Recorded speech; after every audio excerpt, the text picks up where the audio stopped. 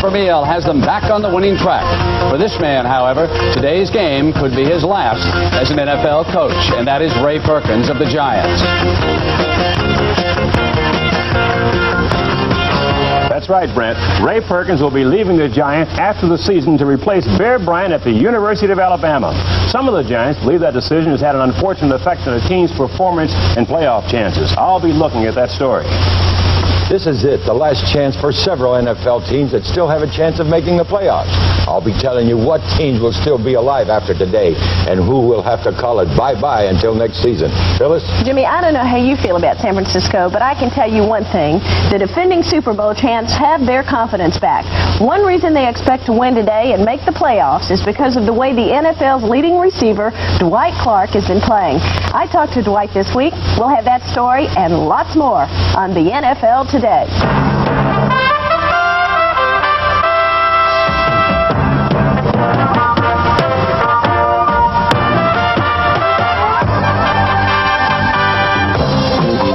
Sponsored by the 1983 Volkswagens. Nothing else is a Volkswagen. And by True Value Hardware Stores. True Value, more than just a name. It's our way of doing business. And now, here's Brent Musburger. Happy New Year, everybody, and welcome to the last weekend of regular season action in the NFL. Actually, this was supposed to be the first Sunday of the playoffs, the wild card games, but the long player strike, of course, put the kibosh on that. So instead, it is makeup weekend, the ninth and final games of this strike-shortened season. Phyllis, you were out yesterday covering the Rose Parade. There was a fire on one of the floats. Was anybody injured? No one was injured. The man driving the float got out the back. It's just the engine blew up. It's fine. Everybody had a good time. Jimmy, I know that you were like me, keeping your eyes glued to the television set yesterday. Any doubt in your mind that Penn State now is number one in the country? Not only are they number one, they have the number one coach and the number one quarterback. Take my word for it, he's good, that kid. We have both of them with us live down in New Orleans. We want to congratulate and wish a very happy New Year to Joe Paterno of Penn State and his fine quarterback, Todd Blackledge. Joe, I guess this is probably the first day in a month that you will not have to look at pictures of one Herschel Walker. What was your defensive game plan against Herschel? You were very successful against him in the second half. Well, we played a very determined, organized defense, actually. We were concerned about two basic things. We didn't want him to cut back on us. He was one of those kinds of kids that had so much confidence in his strength that when he took the football, he'd just kind of fool around and take a couple of shots until he got a crack on the backside and then take it and explode upfield. He had such great acceleration. So we wanted to play slow, play behind him. And then when he decided to take the outside, we wanted to make sure that we forced him to make a cut up where he had to give a little ground so that our defensive secondary, particularly our safety man, Mark Robinson, would have a chance to get a shot at him before he turned up square in that position. And we did a good job doing that. He very rarely got turned upfield on us with his shoulder square. Most of the time we had him in a position where he couldn't go right and left. He had to go right, because when he's got your head up, there's nobody in the world can tackle him one-on-one. He'll run over you or he'll make you miss. And I think we just kind of, when we forced him outside, we wanted to force him deep, pursue from the inside with our safety man. When he cut back, we wanted to play slow and be waiting for him. And I think overall our kids did a good job doing that. He's a great football player, and I was very pleased the way we played defense again. Joe, you have been in Bobby Collins' place down at SMU, unbeaten and not voted number one in the country. That's going to happen to him. What are your feelings now, and will we ever get to the tournament that you've talked about so often? Well, because we were undefeated and untied on 3 different occasions, which and didn't get it. And I can appreciate Bobby's situation. I didn't feel at that time there was anybody that outstanding that we should not have been considered at least co-champions. I think this year we've proven with the schedule we've had that, and the people we've played and beaten in the last couple of months that we had the best football team in the country. My feelings on the playoffs are we ought to have them. I felt right along that we would be great right now if after the bowl season was over we had 4 teams picked and we were playing the 2 games next Saturday and a game the following Saturday, semifinals and finals, and we'd end up with 2 teams playing 14 games and 2 teams playing 2 teams playing 13 games, and that's what you have in the rest of the NCAA. Division 1A, they play the champion play 14 games and the runner-ups play 13 games, and that's what we would have. And I think that would be exciting.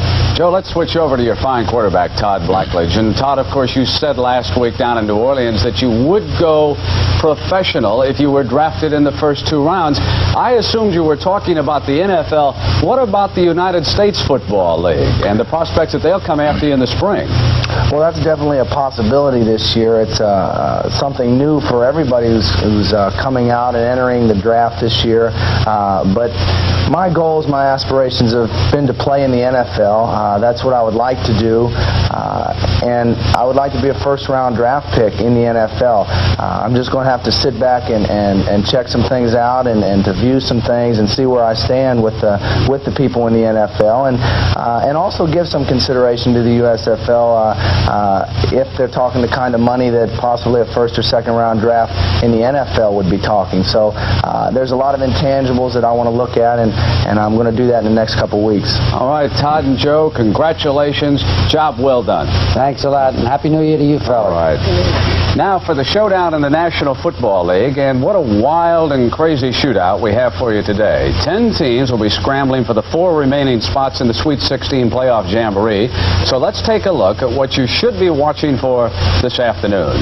First, the AFC. 6 teams in that conference have clinched playoff berths, and that leaves 2 spots up for grabs. The winner of the New England Buffalo game is assured of one of them, and the Cleveland Browns are in regardless of how they do against Pittsburgh, except if the Patriots and the Bills tie.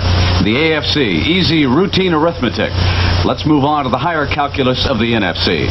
6 teams in that conference have also nailed down playoff spots, but 7 other teams are battling for the 2 remaining berths, and of them, the only one that has total control of its own destiny is Tampa Bay. If the Buccaneers beat Chicago today or tie, they are in regardless of what happens in the other games. But if the Buccaneers lose to Chicago, they are virtually eliminated. San Francisco is in the next best position. If the defending Super Bowl champions beat the Rams, they are in, except, believe it or not, if the Giants and Eagles tie. Then the 49ers would need help. The Chicago Bears. Now, they make the playoffs if they win and either Detroit or San Francisco lose. The Detroit Lions, they are in if they defeat Green Bay and Tampa Bay loses. And even if the Buccaneers win, the Lions can still make it if San Francisco loses and one of 3 teams also lose. The New Orleans Saints. They must win, and both Detroit and San Francisco must lose. And in addition, one of these 3 teams must lose. The Philadelphia Eagles. They need one of 2 scenarios to happen for them to make the playoffs. They must beat the Giants, and the following 3 teams must lose, or these 4 teams must lose. The Giants are in a similar position. They need a victory over the Eagles and losses by all 3 teams, or losses by these 4 teams. Irv, that's perfectly clear. But who do you like today? Listen, I'll tell you, if you're playing today, all you do is say, let's go out and win. You know, the Eagles feel they have an outside chance, but the San Francisco 49ers have to lose to the Rams and blah, blah, blah, blah, blah. You know. Tomorrow night's game in Minneapolis between the Vikings and Dallas holds the key to seedings and matchups in the playoffs. But because of a little weather problem at the Metrodome earlier this week, it appeared for a while as though that game might be played elsewhere. The proud Metrodome, built to resist the harsh Minnesota winters. I don't know that the snow ever could make it cave in.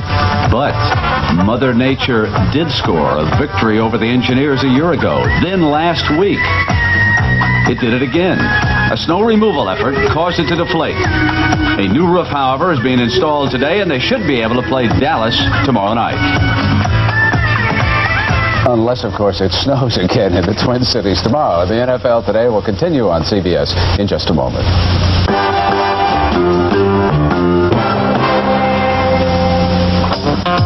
When the biggest newspaper in Oklahoma bought 40 Volkswagen diesel pickups, we weren't surprised.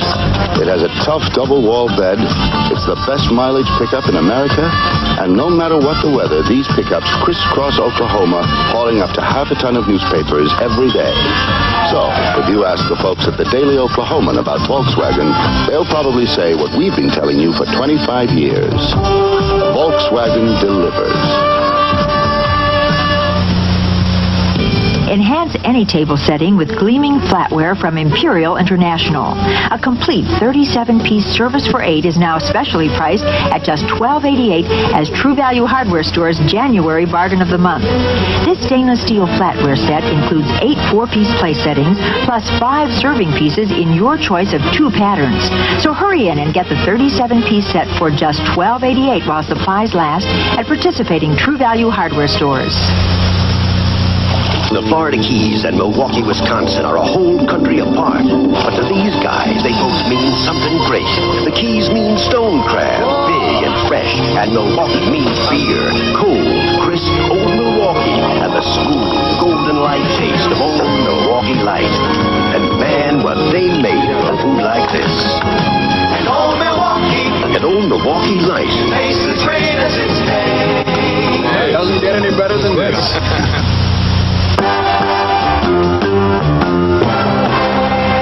I did not have the opportunity to disagree with my friend the Greek a little bit earlier when he said Todd Blackledge was the #1 quarterback in college football. If you're like me, you were shocked.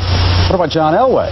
Oh, he's good, no question about it. But the question is he going to play football or is he going to play baseball? And George Steinbrenner is going to make such an offer at this kid. I mean, forget about it. The best he can do is get $2 million maybe from a football team for 4 years, and Steinbrenner will better that. That's my opinion. Jimmy, there's a good young quarterback at Chicago, Jim McMahon, and the Bears are down in Tampa Bay. How do you analyze that game? You know, these two teams play so close, and John, for Tampa Bay, seems to hold the teams close on these tough ball games.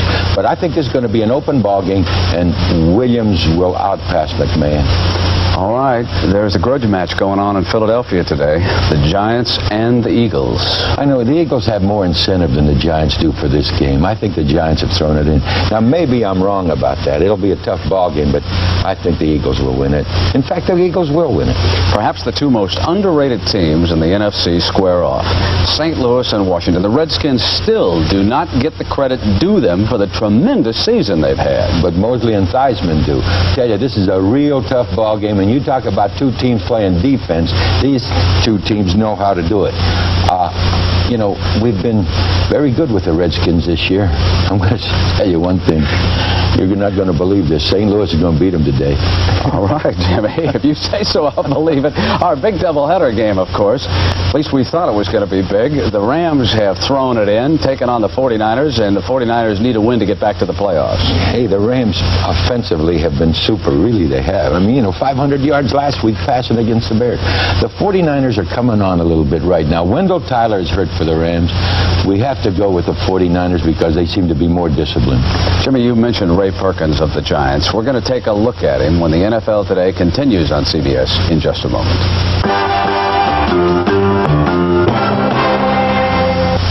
Now, Old Spice gives you two-fisted protection with original Old Spice deodorant and now new super dry antiperspirant. Both have that famous Old Spice scent. So what's the difference? Old Spice deodorant helps knock out odor. And now new Old Spice antiperspirant fights odor while it helps wipe out wetness. And they both work overtime. Old Spice, one name that gives you two-fisted protection. I've got $100,000 in this rig, and I protect my investment with Kendall Motor Oil. So when my son asks, this isn't a big rig like Dad's, but it's a big investment for me. So I took Dad's advice and protect my investment with Kendall Superb 100 gas-saving motor oil.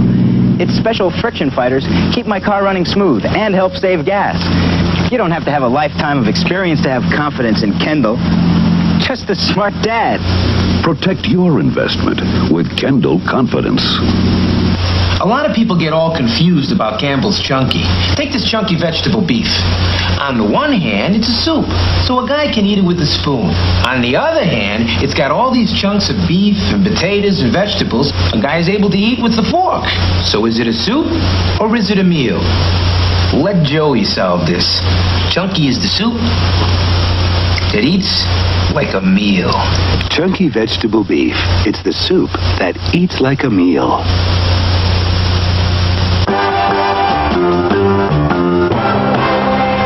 For the New York Giants, this has been a year of one loss after another. Not only games, although they've lost 5 of them, but also key personnel. They lost their first-string quarterback, Phil Simms, for the entire season to a knee injury, and their star running back, Rob Carpenter, for half a season because of a contract dispute. Now, as soon as their season ends, probably today, they will lose their coach, Ray Perkins, to the University of Alabama, and that may be the biggest loss of all.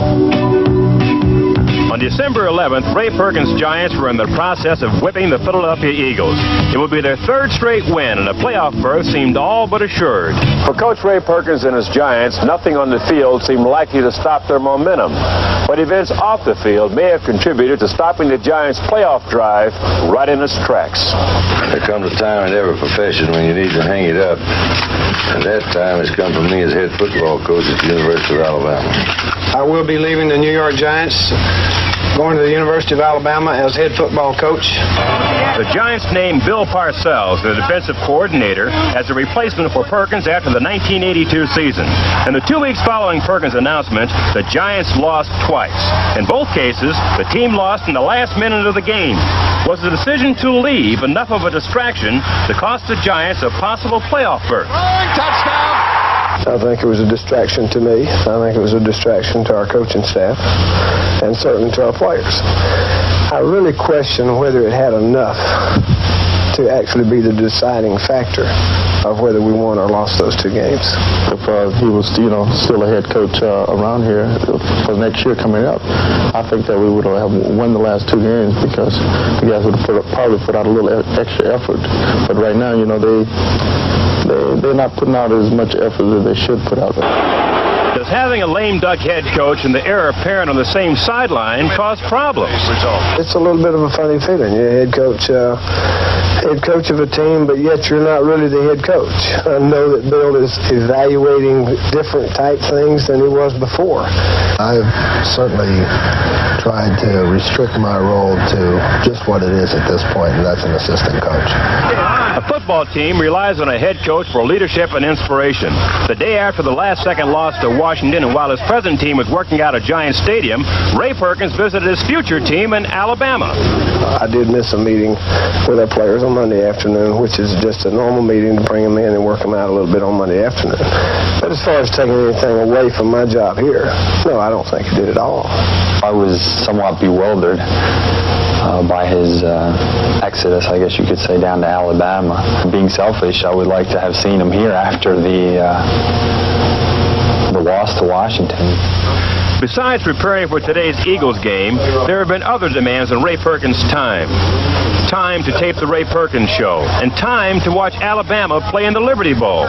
If the Giants do not make the playoffs, today will be Ray Perkins' last day as their head coach. Someone asked me if I had any plane tickets to Alabama. No, I haven't made that type plans. I don't think it takes that long to buy an airplane ticket. I'm surprised that the Giants did not ask him to step aside after the announcement. Just the locker room gossip takes up too much time. Well, Alabama forced it. They wanted to make an announcement right away, and the Giants simply complied with it. All right. When we come back, Phyllis is going to take a look at a man who is still getting it done for the 49ers, Dwight Clark, and we'll do that on CBS in just a moment.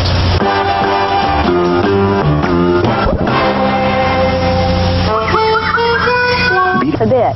In fact, Dwight Clark just keeps on getting better and better. Clark's statistics through 8 games are numbers most players would be proud of for an entire season.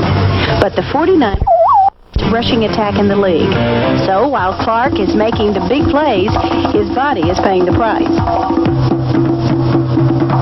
The only thing that worries me about it is that it might shorten my career down the line. You get a knack for catching the ball, and when you know it's going to be one of those times where they're really coming after you, just go to the turf fast.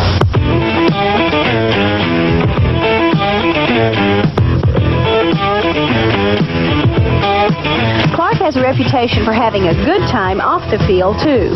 He's no longer dating a former Miss Universe, and that means there's more time to enjoy what City by the Bay has to offer. I tell you, you guys, I want you to win, but I like the Dallas Cowboys. You had a rough year last year then, didn't you?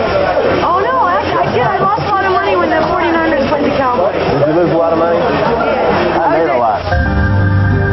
So, will success, fame, fortune, and one fabulous catch. Spoiled Dwight Clark? I don't really think of myself as a superstar. There's a lot of things that I think I can improve on, so that's what I try to do. Brent, next Saturday is Dwight Clark's 26th birthday, and guess what he wants for a big present? What would you think? To play Dallas again in the first round of the playoffs and beat them with another big catch. If you don't go out with Miss Universe, it obviously allows you more time for the rest of the world. That's right. And the NFL Today will continue on CBS in just a moment.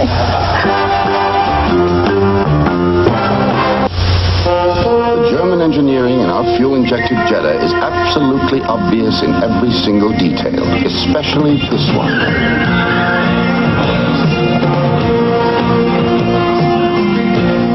Though you might find some of these details on some other German sports sedans, you'll find this one Under $8,000? only on a 1983 Volkswagen Jetta.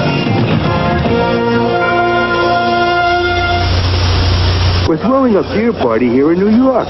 The people don't know the name of the beer they're drinking. It's good beer. It's crisp, it's light, robust, tastes good. I'd like to know what kind of beer it is. Can I find out what this is afterwards? It's Schaefer. Today's Schaefer beer. Schaefer? It is surprising to me. Why? Because I didn't think Schaefer put out such a good beer. Well, I was told it wasn't any good, and I think they're wrong. It is good. Today's Schaefer is better than ever. Try it. And try new Schaefer Light. They'll make a Schaefer drinker out of you. It's there. It's there for me. It's what I want. We have no choice. He can't turn back. Raid target has a 039er. Roger, control. Approaching nearest. Way to go. Taking West Canyon. Good call. Fuel critical, sir. Choppers at 3 o'clock. Roger, I copy. No, he'll decide that. Fuel critical, sir. He knows that. He's out for the East Canyon. Negative. That's a trap. River Raid to home sweet home. It's heading for the area. Can you make it? River Raid, can you make it? Only a game. River Raid for the Atari Video Computer System, designed by Carol Shaw for Activision. Irv, who will be our legend at halftime of the first game? Jim Taylor, Green Bay Packers. Jimmy, which four teams are going to wrap up playoff spots today? Well, Tampa definitely with San Francisco. And then New England to upset Buffalo.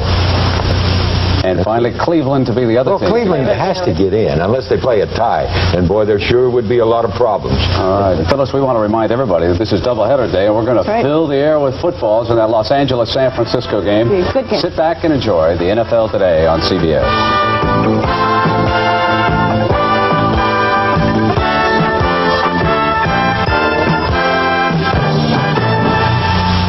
Tonight on CBS, Archie turns Barney on to the joys of video dating. But can Archie turn him off?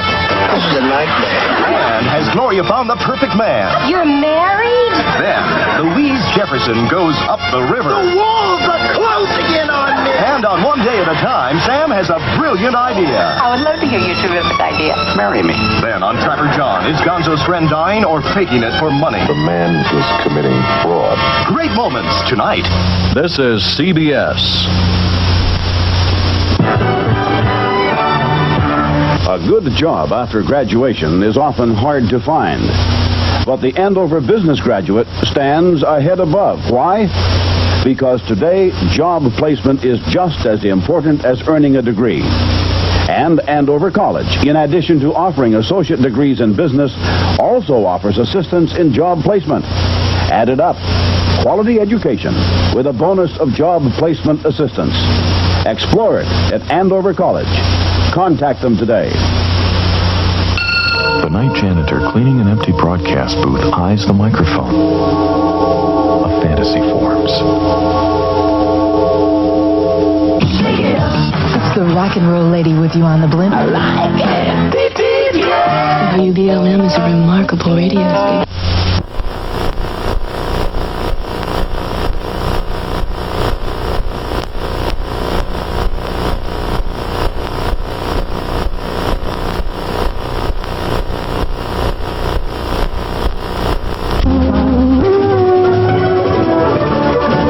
Leading the Irish to a lopsided victory.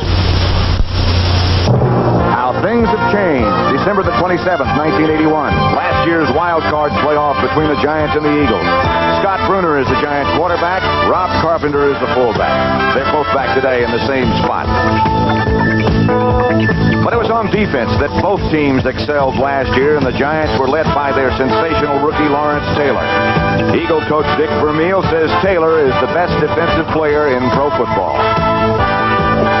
Now it's this year, December 19th, 1982, RFK Stadium, Washington.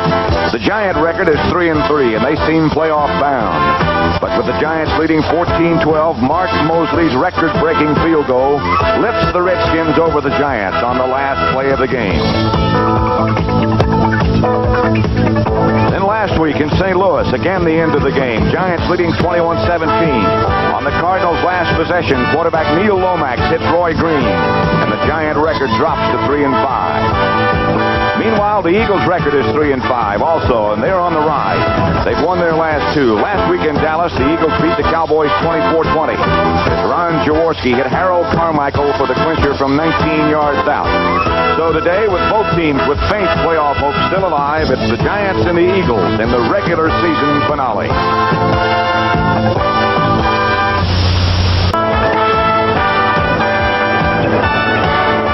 Veterans Stadium in Philadelphia. The stadium is not sold out. As a matter of fact, yesterday there were some 17,000 tickets remaining. Nevertheless, it's a good afternoon. I'm Pat Summerall. It would take most of the rest of the afternoon and a master's degree from MIT to explain all the playoff possibilities for the teams around the league. So we won't get entirely into that. We'll try to help you out some and understand what the possibilities are. First of all, the teams who have qualified. Washington, Dallas, Green Bay, Atlanta, St. Louis, and Minnesota. All of those are in the playoffs. As the day begins, those seven, Tampa Bay, Chicago, Detroit, New Orleans, San Francisco, the Giants, and Philadelphia, all have some sort of a chance to get into the playoffs. The Rams, then, are the only team that is entirely out of it with their 1-7 record. New York Giants playoff hopes. Here are the possibilities. One, a victory today, of course. Chicago loses to Tampa Bay. New Orleans loses to Atlanta. San Francisco to the Rams. And Dallas on Monday night loses to Minnesota. That's one possibility. The other scenario, a victory today. Detroit loses to Green Bay. New Orleans loses to Atlanta. San Francisco to the Los Angeles Rams. Understand that? Well, now let's go to Philadelphia. Their playoff hopes. A victory today, of course. Chicago to Tampa Bay. San Francisco loses to the Rams. Detroit to Green Bay. Dallas to Minnesota. And the other possibility, victory today. Detroit loses to Green Bay. New Orleans loses to Atlanta. And San Francisco loses to the Los Angeles Rams. No way do I understand that. I'm sure my colleague John Madden can explain it to you quite simply. But, John, it really is so complicated and too complicated to really get into it. Do you think it has an effect on the team? I don't think so. I don't think that the players and coaches understand it either, Pat. I think what they want to do is go out and play a good game today, win, then they'll go home and watch these other games on television today, tonight, and if they win, someone will call them up Monday and say, hey, we're still playing. Now, quickly, John, what do the Giants have to do and what do the Eagles have to do? Well, both coaches said that they have to establish the run. Now, that could be a lot of punting in that type of game, but Dick Vermeil says, you know, we're a playoff team that just fouled up this year, and we'd like to win at the end of the season and have some carryover into next year. Ray Perkins says it's my last game. He said, I'd like to win for the team so that they have good memories of this season, and he said, I'd like to win for myself so that my last game as an NFL coach will be a winner that I can always remember. And John, Tony Franklin, at whom you look right now, will get things started as the Eagles will kick off to the Giants. Butch Wolfolk will be one of the deep men. The Giants' #1 draft choice back there with Mike Dennis and Larry Heater, number 27.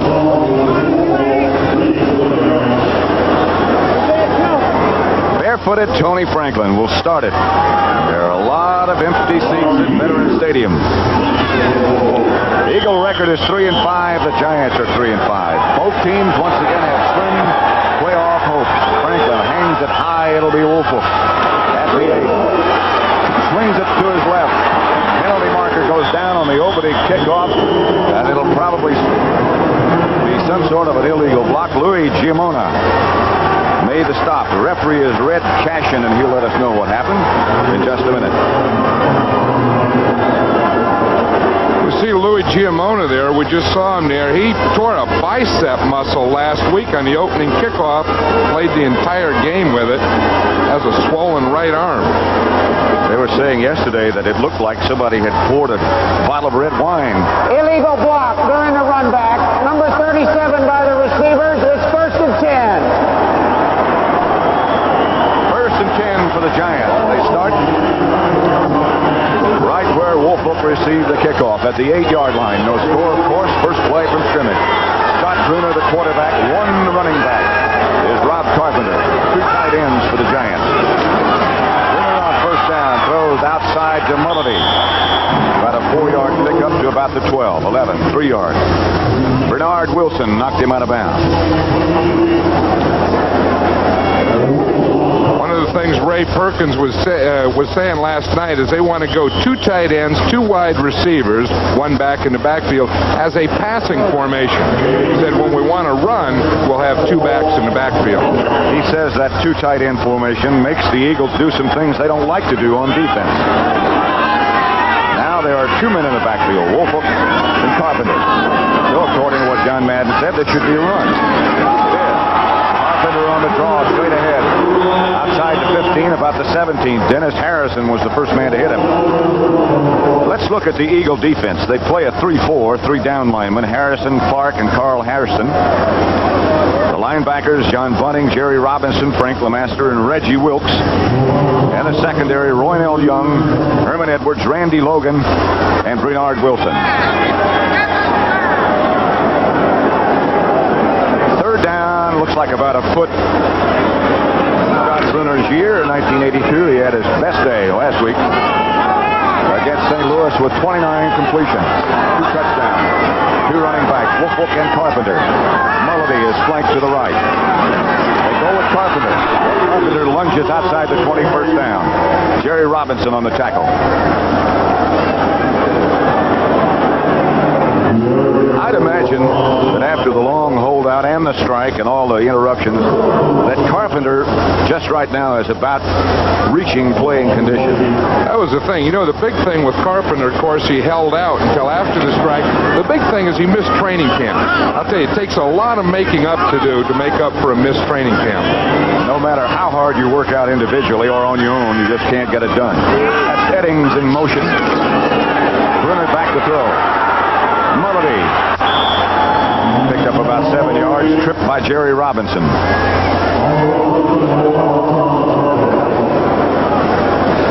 Let's watch it. We see John Bunting on him. He hits Mulledy off the line of scrimmage, releases him to Jerry Robinson. He runs underneath Robinson and gets the ball for about a 7 or 8 yard pickup. That's a good pass play in lieu of a run. Tom Mulledy, ever since he's been with the Giants, been in a battle for the starting position with Gary Shirt. 2nd and 3. This is Woolfolk. He got a first down. Outside the 32 to about the 33. John Bunting once again made the tackle. Ray Perkins said he felt we had to run against the Eagles to be effective. And Dick Vermeil said the same thing, that the Eagles have to run to be effective against the Giants. The Giant offensive line is Benson, Ard, Humphrey at center, Turner, and Gordon King. And the receivers will be telling you about all afternoon, and the backs. Bruner, the quarterback. 1st and 10 Giants at their own 34. No score. Now they go with the 2 wide receivers, wide to the left, and here comes Woolfolk in motion. Bruner back to throw. Throws to Woolfolk. Mulledy cuts it off in front of him and gets another Giant first down. John Bunting on the stop. 11-yard pickup. I like this mixture that the Giants have. We see Mulledy coming here again, coming off the line. He's just going to run a little out there, catch the ball right in front of Woolfolk. As you said, it looked like Woolfolk was going to catch it, but Mulledy knew all along he was getting it. And so did Bruner. Hey, that's the tight end's pass. That's not the back's pass, man. At the 45, first down Giants. First possession. 1st and 10.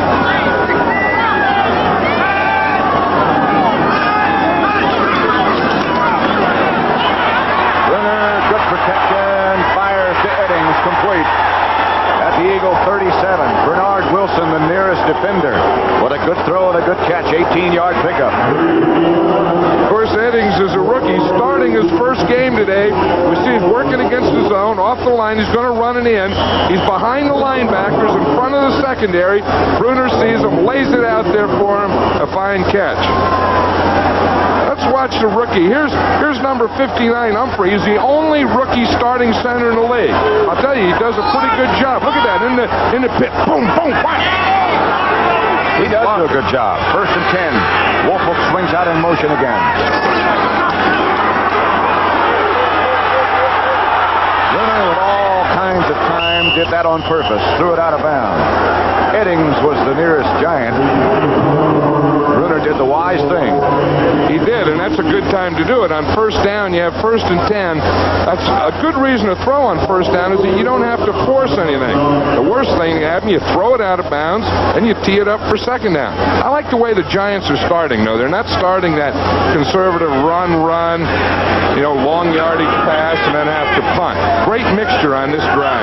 Remember what Ray Perkins said to us last night when you asked him what he thought the key to victory would be? He said, we got to get on top early. Eddings in motion. Melody. Stopped quickly by Bernard Wilson. So far, the Giants, because of the way they picked up yardage, have been able to keep the Eagles out of that 4-man rush. Now they should go into it. Melody's already caught 4 passes. Look at this. This is interesting. On first down plays so far that have 5 of them, the Giants have thrown every one of them. I like that. Ray Perkins likes that. He's probably looking to see if he has another one on there that'll work on 3rd down. 3rd and 5, and now the Eagles go into what they consider their best pass defense. 4 down linemen, 1 linebacker, and 6 defensive backs. Rob Carpenter is the lone setback for the Giants. Winner will throw. He has time. He does. Eddings. Hit by Richard Blackmore, very close to a first down. It just depends on where they mark it. This is the type of thing. Eddings is working underneath. We see it's a zone underneath the linebackers, underneath the secondary. That's the good part, and he catches the ball. The bad part is he came up short of the first down, brings up 4th down, and the Giants are going to go for a field goal. Danilo is in the game. You have to be impressed by the speed of Eddings. He can really move. Bruner will hold for Danilo from 45 yards out. 8 out of 16 on the year for Danilo. It has not been a banner year for him.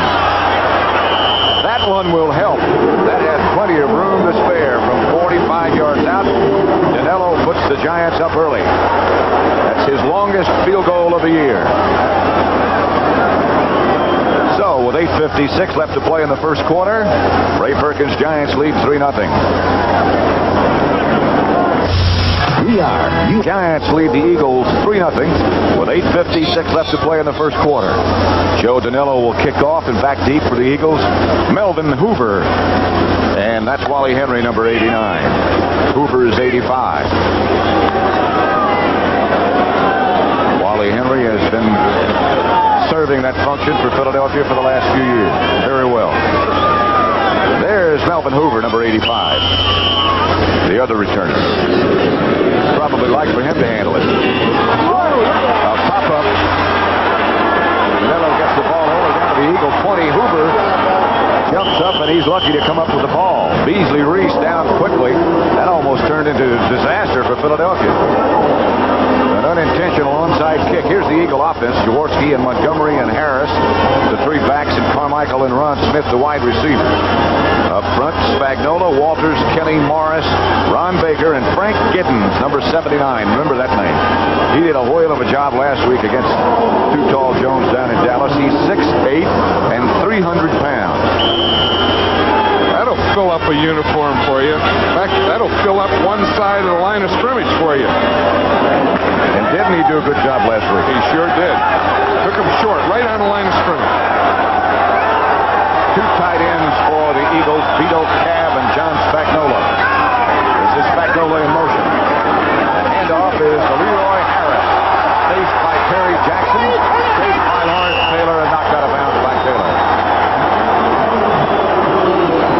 The Giant defense, they play 3 men down. McGriff plays the run, Martin the pass. In the middle, a new name. Number 78 is Jerome Sally. At right end, Phil Tabor, number 80. The linebacking core, Van Pelt, Kelly, Carson, and Lawrence Taylor. And in the secondary, Mark Haynes and Terry Jackson, the corners. Bill Courier and Beasley Reese, the safety men. Mark Haynes headed for the Pro Bowl along with Taylor, Carson, and Dave Jennings, the punter. We look at Guy Morris, the Eagle center, and a good one. Spagnola in motion again. And off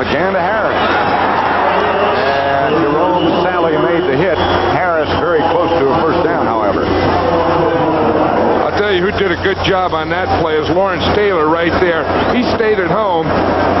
And we'll see what happened is as Harris comes up, he's trying to bounce to the outside. Now watch Taylor. He stays right there, right next to his end. No bounce out. So that forces Harris back to the inside, back into the nose tackle. That's containment. Stay outside. Don't let him bounce outside. Make him go back inside. They'll measure for a first down. It's one of those cases where we don't mention his name because he didn't make the tackle, but he made it possible. Foot short. Let's watch it again. We see the I formation. We see Harris. It's going to be a cutback. Now watch, he cuts back. He wanted to go all the way around the left side. He couldn't, and he was forced right back into all those white jerseys. There is the new man. He was the last cut earlier this year by the New Orleans Saints. The Giants signed him after he left there, and now he's the starting nose tackle. Spagnola again in motion. And on to Harris, going for the first down. I don't think he got it. Phil Tabor was the first Giant to make contact.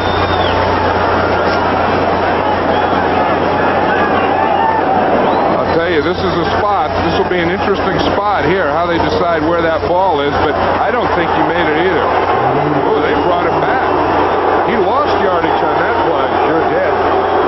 Fans boo. They don't like it. Good booers here in Philadelphia. Oh, some of the best championship booers.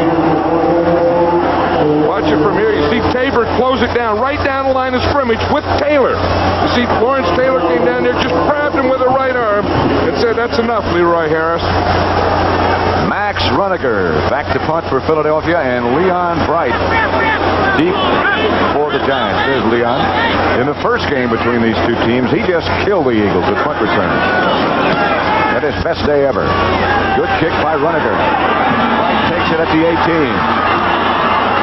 Leon Bright still on his feet, knocked down short of the 30 by Zach Valentine. A 47-yard punt by Runeker, a 10-yard punt return by Leon Bright.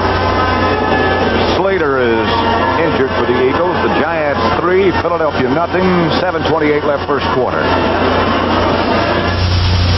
Here's big news from GM. This is a short yardage play. We just want to watch Lawrence Taylor and Phil Tabor, how when the ball snacks, they both close down the line of scrimmage and shut off any running lane to Leroy Harris. Now watch them both. Those two outside men on the line of scrimmage. Watch the ball snap. Tabor's going to take an inside charge. Taylor takes an inside charge, and they get to Harris before he gets to the line of scrimmage. Now the Giants take over for the second time. 1st and 10 at their own 28. Offensive setup remains the same. Bruner, the quarterback, Wolf, and Carpenter behind it. This is Edding. Almost tripped up. They didn't fool anybody. Lost 5. The Eagles had that one read perfectly. Led by LeMaster and Bunting. Scores in Tampa. Crucial game for both those teams. Chicago 3. The Buccaneers nothing in the first quarter. The Jets 6. Kansas City nothing. New England 3. Buffalo nothing. That has a bearing on who makes the playoffs as well. Cincinnati 7. Houston nothing. The Oilers are playing their last game of this year. Cincinnati is already in the playoffs. Second down, 14. Back at the 25. Bruner drops to throw. Eagles on a blitz, and down he goes. Clark. Ken Clark gets the sack.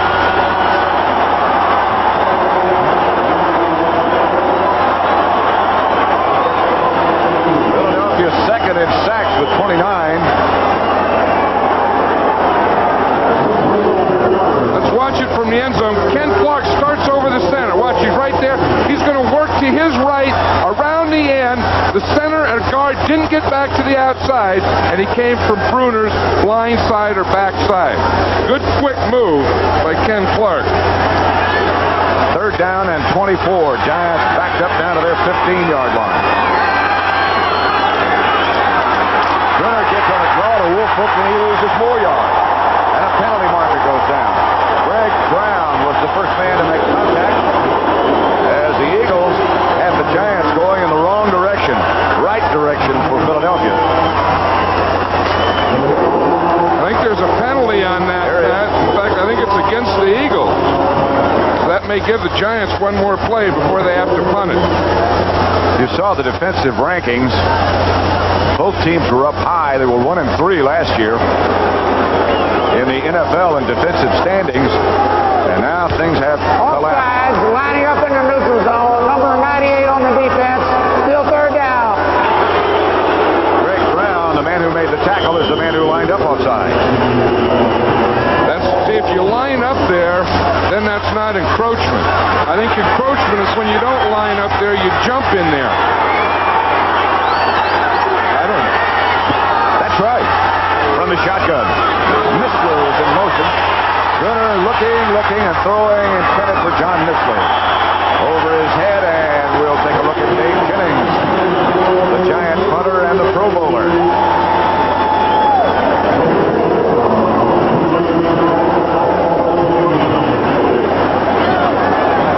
Jennings will punt from about his 5. That, again, is Wally Henry. Jennings hits it well. Turns over. The spiral does. Chases Henry back to his 33. Got away from 1. Got away from 2. Is hit by Joe McLaughlin. And the Eagles will start from their own 42-yard line. 47-yard punt by Dave Jennings. And a 9-yard return. Giants 3. Philadelphia nothing. First quarter. USA 1 takes charge.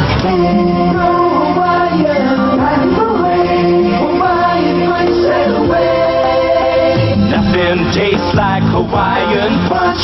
You only have to take it once. Taste of a place too far, far away. Come on and go Hawaiian. Hawaiian Punch. Sail away, sail away. Sears announces the big sale, our biggest automotive sale ever. Save 10 to 25% on every all-season radial. Bet you don't have batteries on sale. Save $20 on this battery starter charger, and all oil is on sale for as low as 79 cents. Oil's nice, but I need a battery. Save $15 on Sears 55 battery, only $49.99 with trade-in. Batteries, just when I needed them. Come to the big sale. At Sears Tire and Auto Centers, we install confidence. You can count on Sears. Tuesday, a world premiere movie. Kate Jackson and Tim Matheson work together, so they're determined not to play together. But rules were made to be broken on Listen to Your Heart. We are USA 1, and proving it is Chevy Cavalier with more power from a new high-compression 2-liter engine with electronic fuel injection. Cavalier has it. Accord doesn't. Corolla doesn't. Sentra doesn't. Cavalier has new lower prices for '83, plus a full line of models, including one the leading imports don't even offer. Chevy Cavalier, from America's sales leader, USA 1, is taking charge. Now get 11.9% financing at participating Chevrolet dealers. My whole life has changed since the award-winning Frogger home video game became so popular. Frankly, I'm swamped by admirers. So to get away from it all, I reach for Frogger. It's a challenge, Ribbit, because the better you are, Ribbit, Ribbit, the harder Frogger is to play. Oops. Ladies first. Do they love me or my Frogger? Frogger, Sega's arcade game, now a home video game from Parker Brothers, the ones to beat. Herman Edwards, number 46, in the huddle with the defensive coordinator, Marion Campbell. It was Herman Edwards, you'll recall, who picked up the fumble. The exchange between Pisarcik and Zonka. The Giants were sure they had that game won up at the Meadowlands, and Edwards took it the other way. That caused a lot of changes. The defensive coordinator was fired that week, and really that's why Ray Perkins was hired. A few extraordinary wines. As wine experts from all over Europe looked on, French Colomba. more awards went to the wines of one winery than to any other. A winery from California. Cabernet Sauvignon. Silva. The California winery whose wines were honored more than any others. Johannesburg Riesling. The award-winning winery of Ernest and Julio Gallo. From Ernest and Julio Gallo, all the best. We are USA 1, and number 1 is taking charge of front-wheel drive with Chevrolet Celebrity, Citation, and Cavalier. With rear wheels removed and snowplows attached, these 3 different-sized front-wheel drive Chevrolets are demonstrating traction enough to plow snow. Traction that helped make Chevy number 1 in front-wheel drive sales. USA 1. Now, get 11.9% financing at participating Chevrolet dealers. Why do 100,000-mile flyers choose United? When I put in the miles, it pays off down the road, especially with United's Mileage Plus program. The more I fly, the bigger my rewards. All the way up to a free round trip anywhere United flies, even Hawaii. And since United serves more of the top 100 business centers, miles build fast. If your business keeps you running, Mileage Plus is a great way to get ahead. People who fly for a living fly United's Friendly Skies. League is sponsored by the wine cellars of Ernest and Julio Gallo. And by Chevrolet. Chevrolet is USA 1, and USA 1 is taking charge. Pat Summerall with John Madden at Veterans Stadium in Philadelphia. Look at this apparatus bench on the Eagles sideline. That's called a hot seat, and the seat that they're sitting on, that warms up their seats. Then underneath, that warms up their hamstrings, and then underneath that, they put their feet in there.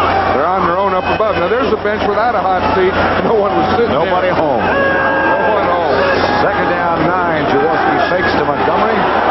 Looks deep. Has a man knocked down at the last second by Terry Jackson. Right now for an update, let's go to Brent Musburger in New York. Pat and John, this is a thing of beauty by the Bear defense. They get the 3rd turnover against Tampa Bay. Now watch Harris keep the pass in play, and Wilson actually bats it up in the air twice, comes away with the interception, goes 39 yards, and now the Bears lead by 13. Let's go back to Pat and John. All right, Brent, Philadelphia 7, the Giants 3 here at Veterans Stadium. 3rd down, 9, the Eagles at the Giant 24. Jaworski from the shotgun with Montgomery standing just to his right. Out to the left. Jaworski fires complete. This is Mike Quick. He'll have an Eagle first down at about the Giant 12. Mark Haynes made the tackle, a 13-yard gain. I'll tell you, that was man-to-man, too. Now watch, Mark Haynes is on him right there. He gets a bump, a little face mask. He has a nice little move there by Quick. He gets away, gets a step on Mark Haynes, and it's enough for the first down. I'll tell you, Mark Haynes made the Pro Bowl this week, but the Eagles are going to work on him. They really are. Remember, Carmichael spun away from him earlier to turn a short pass into a long gain. This tackle, then they ran on his side where he had support, and then rookie Mike Quick just beat him in man-to-man coverage there. Quick count, Montgomery. Ryan Harris. This time, Mark Haynes comes up to make the tackle. Mark Haynes says that's enough of that stuff.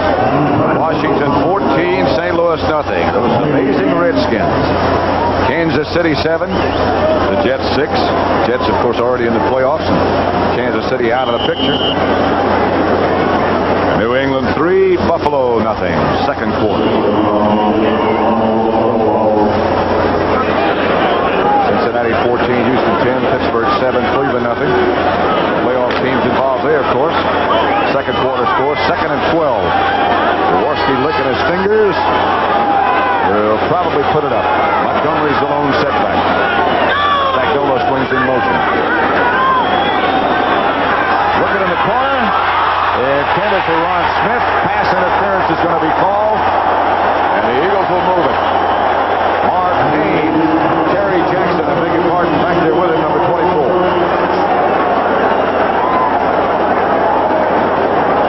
I'll tell you, if that did come, it was an awful late interference because Terry Jackson looked like he had good position. That's interference in the end zone. Number 24 on the defense. First down. All right, that's a killer penalty. Watch this now. You see, he's the outside guy. Jackson is the outside defensive man. We see a little move there. The ball's up in the air. I don't know where the interference came in. I didn't see it there. see it when I looked at it either. 10th play of this drive coming up. That's Montgomery very close to the first down. Touchdown, not the first down. Harry Carson made the hit. They had the first down. They were going first and goal. I think they'll probably come right back with Montgomery again. Because Wilbert Montgomery, has the quickness and the speed, but he only weighs 195 pounds, but that's a very compact, very strong 195 pounds. That's the story from their play last week against Dallas. Harris and Montgomery, the two setbacks. Harris. Nothing doing. Brad Van Pelt led the defense, but he had a lot of help. That was good defense from the Giants because they had penetration. No one was knocked off the line of scrimmage. Now watch this shot from ground level here. We see the Giants. Now watch, they all get penetration. No one goes backwards. Haynes comes to the outside. That makes Harris stop, and he goes right back in there to all those white jerseys. That was good goal line defense. Just form a line right along the line of scrimmage. No one go backwards. And honestly, John, not very good goal line running. Or not very good goal line blocking. Pitches back to Montgomery. That's good goal line running. Touchdown, Wilbert.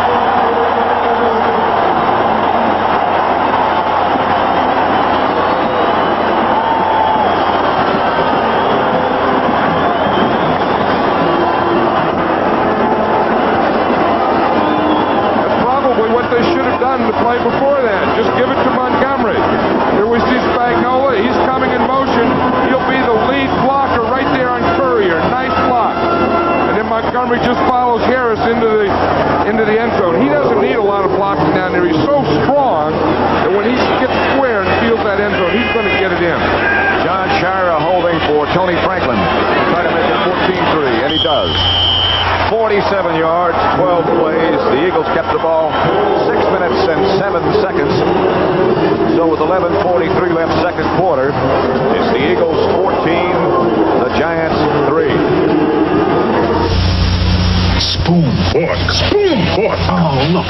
Chunky beef soup. And you eat soup with a spoon, right, Tuttle? See all that good solid food? Chunks of beef, potatoes, and carrots? It's a meal you eat with a fork. Right, Tuttle? Soup. Meal. Okay, Tuttle. You decide. Is Chunky a soup? Or meal? Chunky's the soup that eats like a meal. Campbell's Chunky Beef, the soup that eats like a meal. Right, guys? Right. Some insurance companies send you for 3 estimates on a fender bender. Gonna need new bumper, gonna need new fender, gonna need new panel, gonna need new panel, gonna need new bumper, gonna need new fender, gonna need a new fender, gonna need a new panel, gonna need a new bumper. Allstate Update. Claim service the easy way. The Good Hands people won't send you shopping for estimates. One stop at any Allstate Claim Center can get you an estimate and a fair settlement right here without the runaround. Put yourself in good hands. Hey, let's watch the touchdown again. We never mention these linemen enough, but watch Ron Baker. It's the second time he's going to pull right here and lead through for Montgomery. Gets a good block right here on Harry Carson. Now watch him, the right guard. You see him come up. Now he goes square up. Now watch him on Harry Carson right there. Knock him out of the end zone. Then Montgomery can follow that lead right in there. Those guards pulling and stuff. You know what I mean? That's where it's done. Franklin's kickoff goes to Butch Woolfolk. Butch gets to the outside. Woolfolk to the 50. Runs over Tony Franklin. Franklin had a little trouble getting back to his feet. Look, they're shaking hands. It may be the first time in his life Tony Franklin made a tackle. He looked like a linebacker, though. See him? He bent his knees. Looked good. Good return by Woolfolk. Starts up, holds him inside, bounces to the outside.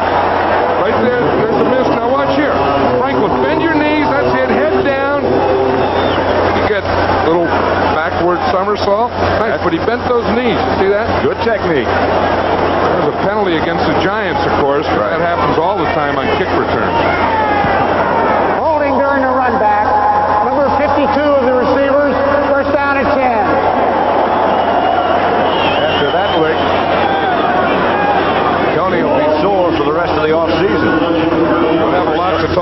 so he'll say, boy, it's tough in the trenches. On the 25, it's first down. This is Woelfel. And he's got some room again. First down, about 15 yards. John Bunting made the stop, call it 14. Good run by Woelfel. I think Butch Woolfolk is going to be a top player for these Giants. He can do a lot of things. He can catch a ball, he can run, he can block. This year, his first year, of course, the strike comes, shortens his season. He's going to be a real one. The Buccaneers of Tampa on the scoreboard. Bears still lead 13-3. Kansas City 14. The Jets 6. Eddings went in motion and Bruner backpedaled. Outside Woelfel. Some room. John Bunting made the tackle. It looks like early in the game the Giants wanted to work the ball to Rob Carpenter. Now it looks like they've chosen Butch Woolfolk.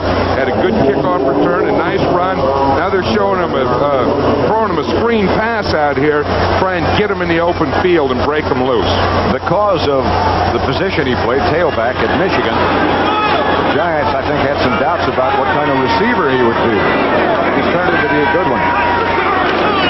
Woolfolk hit behind the line of scrimmage by Clark and taken down for about a yard loss. Maybe he got back to the line of scrimmage. That was a good move by Ken Clark, number 71, the nose tackle there. He was taking an outside move to the right, and he went right around Rich Humphrey. Let's see if we can watch it. Now watch, he's over the center, right here in the middle. You see him go to the right, ran right around Humphrey, then flattened out, and right back in and made the tackle. Clark is very quick. One of the reasons he plays that position so well. 4 down defenders now for Philadelphia. They'll try to put the heat on Bruner. They got back. No penalty. Pass is caught. Penalty marker goes down. It's Missler. Enough for a first down. Richard Blackmore was the defender. Now that'll be a penalty against the Eagles, too. That was against Blackmore. I did see that one. He pushed him before the ball got there. 11-yard gain. Rhett Cashin, once again, is the referee. Pass interference. Number 27 on the defense. Penalty will be declined because of the completed pass. First down. The rest of the officiating crew, by the way, the umpire is Arden Demas, the head linesman is LaCourie Haggerty, the line judge is Hendy Ansich, back judge is Ben Tompkins, side judge Nate Jones, and the field judge is Bob Portman. There's the crew. Hendy Andich, he has a tough time, with the name Hendy Andich, and then his number is 115. When you get a number as an official, you're over 100. That means you're pretty new in this league. A lot of things tough. On first down, Bruner will throw. Blitz is on. Bruner gets hit, lets it go. Herman Edwards back there with Ernest Gray. By the way, Johnny Perkins is out with a bad back on the inactive list. That's the reason that Floyd Eddings got his first NFL start today. Kansas City wearing out the Jets 21-6, second quarter. Scott Bruner 8 out of 12, 66 yards, 1 interception. You start thinking about next year, you must again think about the confrontation between Bruner and Sims. Maybe confrontation is a bad word, but the competition between those two. They'll go through that again next year in training camp unless some trades are made. Woelfel, tackle behind the line of scrimmage by Frank Lemaster. Woelfel is really upset. That's the thing that's tough for any running back on any level is penetration. When the defense gets through the line of scrimmage and into your backfield before you have a chance to get to the line of scrimmage, you really don't have a chance. So that'll make it 3rd and 13 with 8:50 left to play in the first half.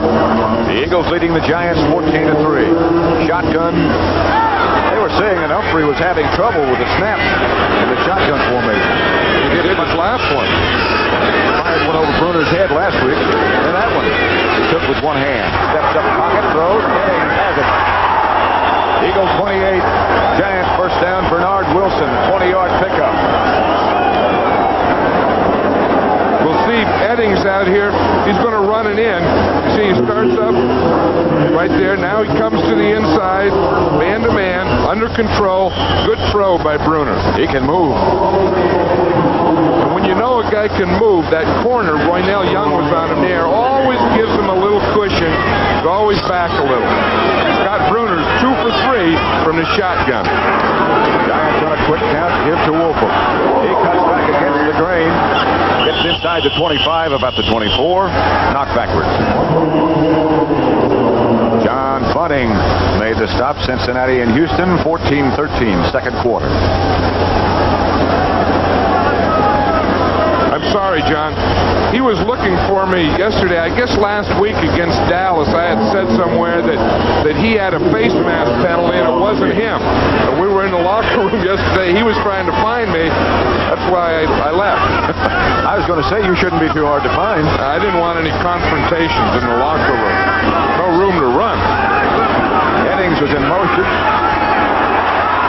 Wide open is Ernest Gray. Touchdown. Touchdown. Bunting to Gray. Good catch by Gray. He has a lot of stuff on there to make a catch. You see that? Ernest Gray wanted the ball. He took it from the guy on the sideline. He said he's going to save that one. Look at him. He got gloves and hats and shirts and a lot of stuff there. He's going to run a corner pattern here off a play fake. Now watch. Bruner's looking out here. He gets hit just after he throws the ball. Gray has about 3 steps to Roynell Young. A great catch and a great throw. Danilo to try the extra point with Bruner holding. It's 14-10. Giants move closer once again. We have 7 minutes, 6 seconds left to play in the first half. Philadelphia over the Giants 5-4. Morning seems to start out better. You seem to go much better. Coffee? We start the day together. Maxwell House and you. Coffee ready? Get that girl to the last stop feeling. With Maxwell House, only Maxwell House can do good. The last stop feeling. I'm sure you can take your Maxwell House. A Ranger never takes the easy way out.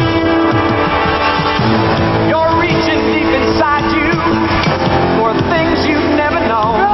That's why getting into the Rangers is tough and the training is tough. All that you can be. So it makes me feel like I'm part of something really special. All that you can be. And I'm not the only one. You can do it in the Army. January 15th on CBS Sports, Heisman runner-up John Elway, coached by his father against Illinois' Tony Eason in the East-West Prime game here on CBS Sports. The last Giant touchdown, we'll see Ernest Gray right here against double coverage. He's going to get inside this double coverage in here. He comes up, in, and then back out here to the corner. Now watch this. He starts inside, gets by the short guy, holds the deep guy, gets in to the outside of him, makes a great catch. Now watch the shot that Bruner took from Ken Clark right there as he threw the ball. There's a tough guy, Scott Bruner. They kept it 4:37, 9 plays it took, 75 yards they went. Wally Henry yelling, I got it at 6. Henry's got some room. To the 35, fumble. The Giants have it, I believe. They do.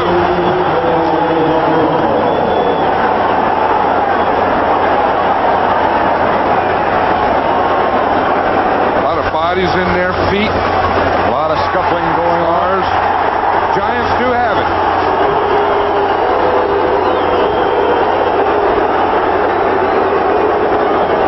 Nick Vermeil really upset.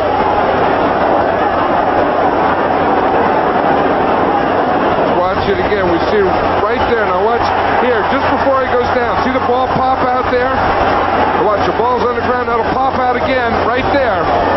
Now watch the Giants come in right here. That was Dennis there who recovered it. Mike Dennis. Yeah.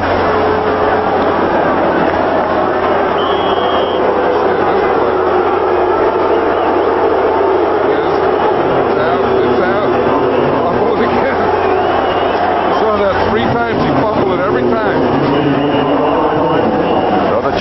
take over with 6:52 left to play in the first half at the Eagle 40. They trail 14-10.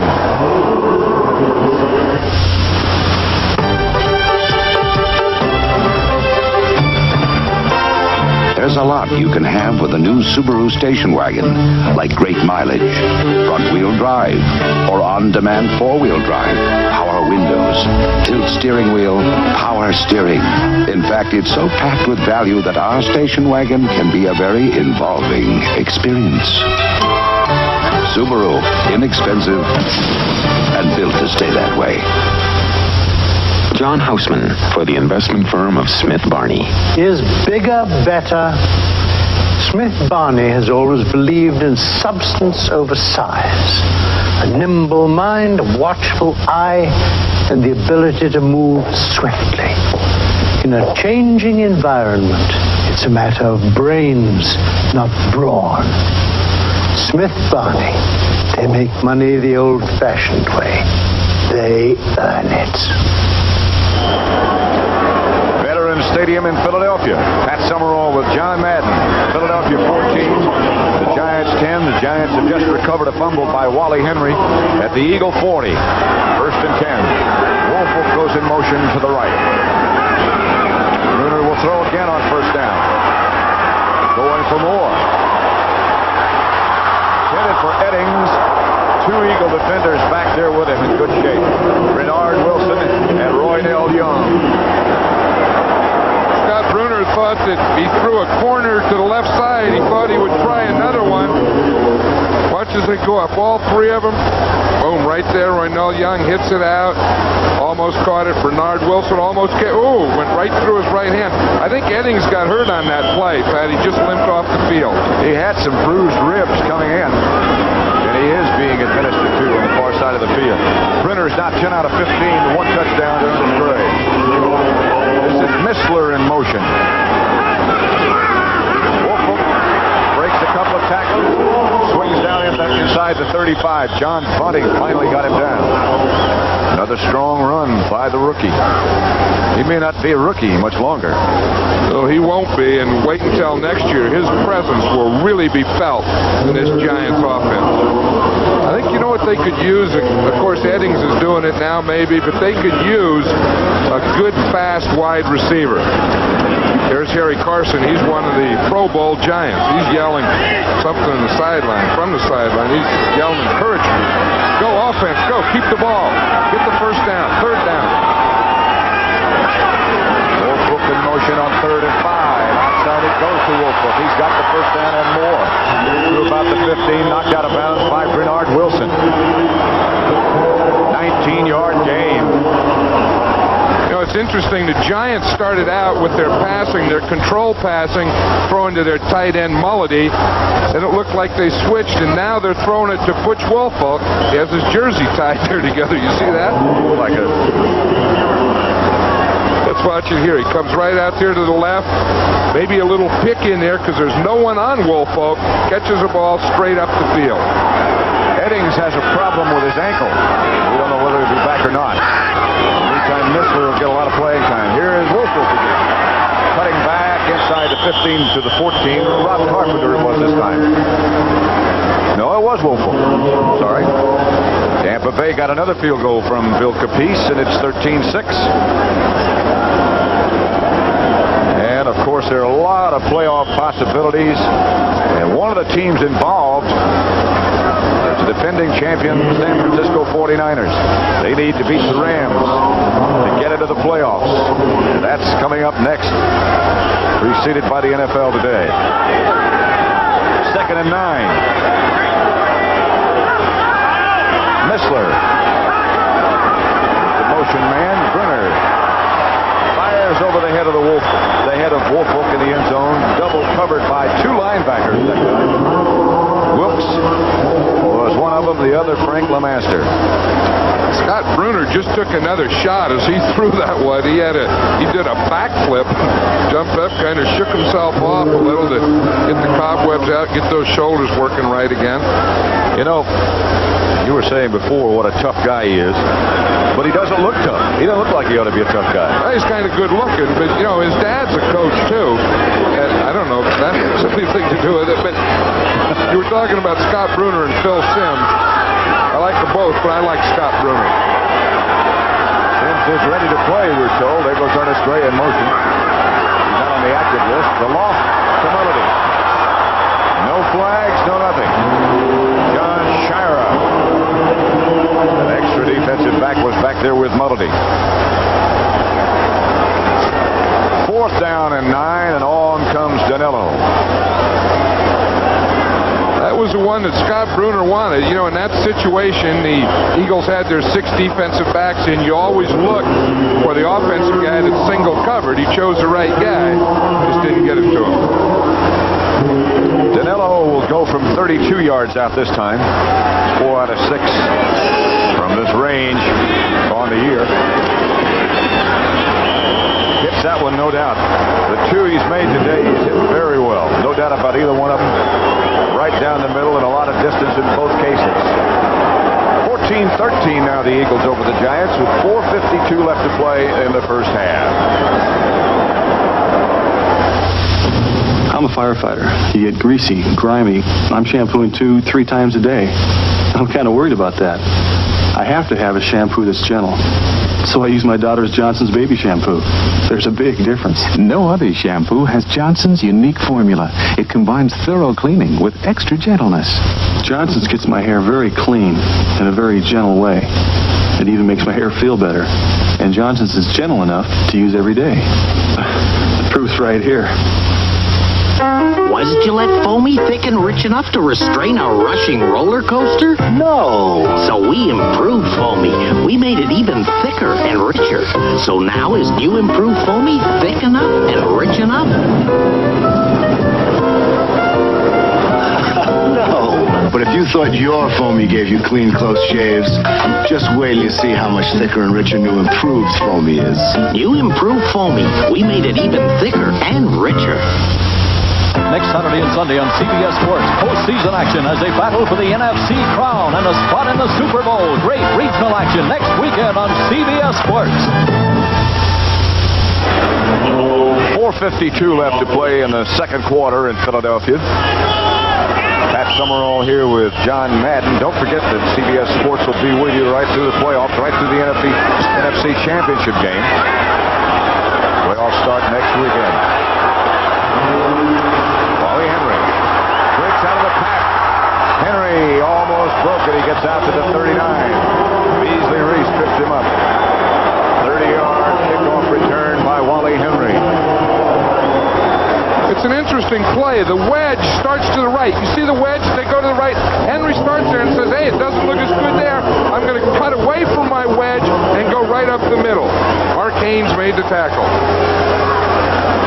John Madden and I, by the way, next Sunday will be in Dallas. Don't know who the Cowboys will play yet.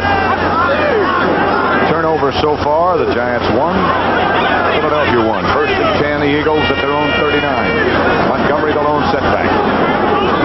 Carmichael in motion this time. Gonna run left. That was a mistake. Harry Jackson comes up with a good play. Jerome Sally, Phil Tabor also helped out. Jackson did a nice job of taking on big Harold Carmichael there. They brought Carmichael in motion to block Jackson. Now watch him here. Now watch, here's Carmichael, 17. You see, he's going to come and block Terry Jackson right there. See, Jackson takes him on, bends his knees right off the play, and tackles Wilbert Montgomery. Nice play by a cornerback. Nice tackle, high, wrapped him around, boom, put him to the turf. Very good, Terry. Like a linebacker.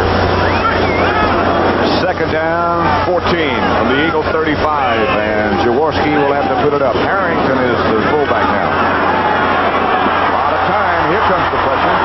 And there goes the football. And the Giants are saying intentional grounding as Jaworski threw it to the green spot. It was intentional grounding.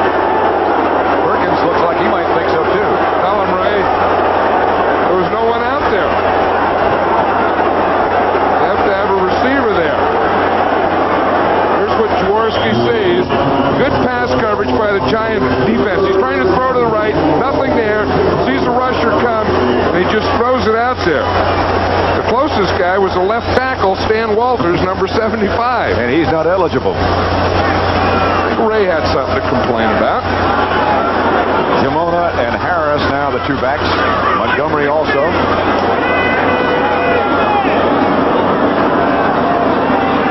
Jaworski out of the shotgun. Third down.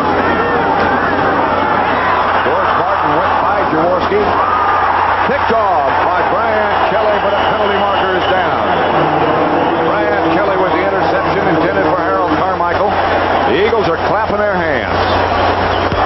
Pass interference. Number 17 on the offense. Penalty is declined. They shouldn't be clapping their hands.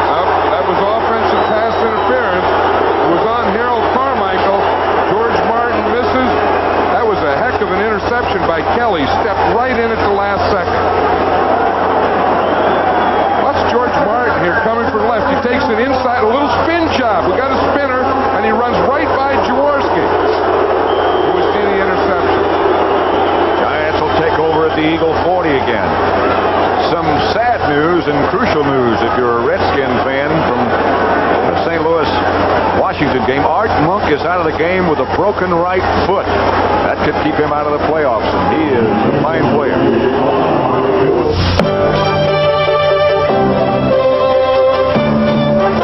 You can get a Subaru hatchback with either front-wheel drive or on-demand four-wheel drive. Either way, the most important drive they put you on is in economy drive, with low sticker prices and the kind of mileage that lets you feed your family instead of your car. Subaru, inexpensive and built to stay that way. That's my McDonald's. Even if you have a couple of dollars in your pocket, you know you can stop at McDonald's and get a good meal. My sister's coming to visit our house something good pretty soon. We were able to keep within our budget and have a good meal at McDonald's. Our lunch, for example, costs us less than $5. I've been eating McDonald's food since I was a little kid. They don't have to pay all the money to take you out for dinner. You get good, tasty, solid food for a good price. You can't beat it. That's my McDonald's. Let's show what they call offensive pass interference. Here's Harold Carmichael. He's going to come and bump right here, and he's going to bump again in here while the ball's in the air. Now watch him. He comes off the line here, and he bumps there, pushes off there. Now watch that second one, right before he turned in, is what they call offensive pass interference. It didn't make any difference because Brian Kelly intercepted the ball, and Harold Carmichael is still upset. Second time in a row the Giants have gained possession in Eagle territory. Both times at the 40. John Missler is one of the wide receivers with Ernest Gray, and that's Woolfolk in motion. Winner to throw again. Pumps. Going to Woolfolk. Intercepted by Philadelphia.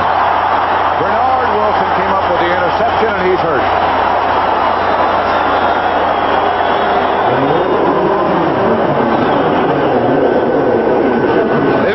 Great interception by Bernard Wilson.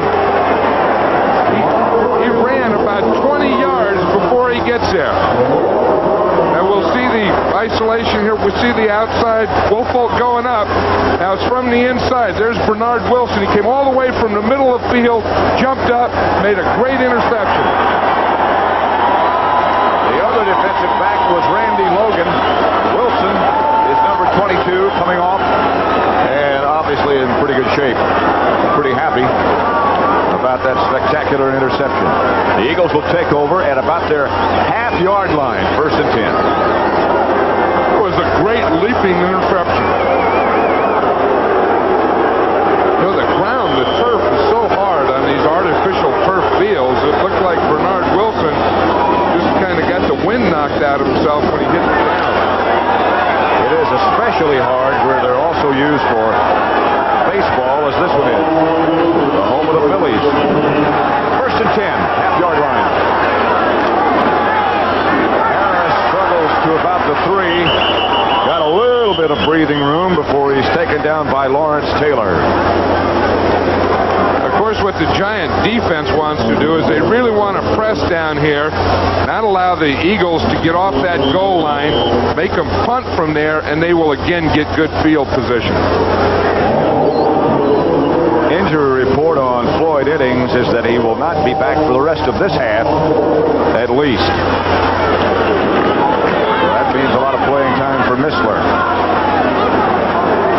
Missler had an outstanding game last week against the Cardinals. Second down, 7. Montgomery tripped up quickly. Lawrence Taylor quickly. I'll tell you, Lawrence Taylor looked like he was shot out of a cannon when that ball was snapped. Let's see if we can see him. He really comes from it'll be the left-hand side of the stream. Watch him. He'll come shooting through there. See that thing on the blocker and trip up Montgomery before he can get to the line of scrimmage. Watch this. Again, this is like short yardage and goal line. They're coming off there. Look at all these bodies. There's guys in there, linemen standing up, a lot of grunting, groaning, pushing guys to the inside, a lot of pulling, pushing. The only thing we need there is some dirt and mud. That's good stuff. Look at all those bodies. Flying up, down. A little dirt, some mud, and we'd have a program cover right there. Uniforms are too clean. Kansas City 24, the Jets 6. Just got a field goal. Chicago has moved further in front of Tampa Bay now 20-6. And Buffalo over New England 14-3. Cincinnati 21, Houston 13. And Pittsburgh hanging on over Cleveland 13-7. There's Harold Carmichael. He's still upset about that penalty they called him on an offensive pass interference. I'll tell you, he's been a good one for a long period of time. Has he ever? There is next year's head coach in the red with the hat and the headphones on. That's Bill Parcells. We had a chance to speak with him last night, and we'll hear from him today at halftime.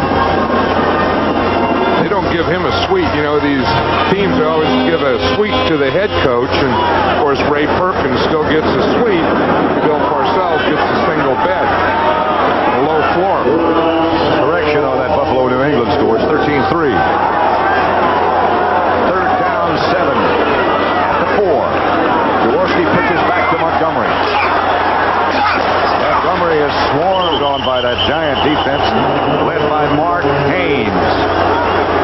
That's what the Eagles wanted to do. I mean, the Giants wanted to do is keep him down there. Let's watch Brad Van Pelt there. He's taking on the tight end, riding to the outside. Don't let him get outside. You get spun around, get another block, keep spinning, twirling. Mark Haynes up there, and then Brian Kelly comes in to finish it off. That's good defense by the Giants, and that's what they wanted to do to the Eagles. So, the Eagles will have to punt. We'll return to Veterans Stadium after this word from the National Football League. They came, the holes have shipped to a new level. The preceding message was brought to you by Rob Carpenter and the National Football League. Philadelphia 14, the Giants 13. 2 minutes left to play in the first half. Max Runiger make an appearance for Philadelphia. He has been punting well lately. What the official's writing there is in the last 2 minutes of the half, in the last 2 minutes of the game, the teams can change captains. The captains are the only ones that can call timeout. So they write down the new captain so they remember him. Runiger standing right at the end of the end zone. If he steps on the white part of it, that's the safety. You saw him turn and check it. Leon Bright standing at midfield. Good snap. Good kick by Runiger. Doesn't turn over. Bright takes it at the 43-yard line of Philadelphia. Bright shakes a couple of tackles. Gets inside the 35 to the 32 before Zach Valentine took him down. 39-yard punt. 11-yard return by Bright. Coming up at the half, Brendan Irv with scores and highlights from around the league and keeping you up to date on the playoff picture, which begins next week. And the legends of the game with Jim Taylor. You didn't see him run. You missed one of the toughest runners that ever played. That's where I learned that play that I used to always run. The fullback off tackle to the weak side. Jim Taylor could do that better than anyone. He had some good blockers in front of him, and so do you. This is Carpenter. Sit at 30. Sit at 29, perhaps. Got a 5-yard pickup, stopped by Carl Hairston. Carpenter, of course, in the wild card playoff game last year. Carl Hairston is the Eagle with the difficulty in that wild card playoff game last year. Carpenter, when the chips were down, really controlled the ball in the ball game in the closing minutes.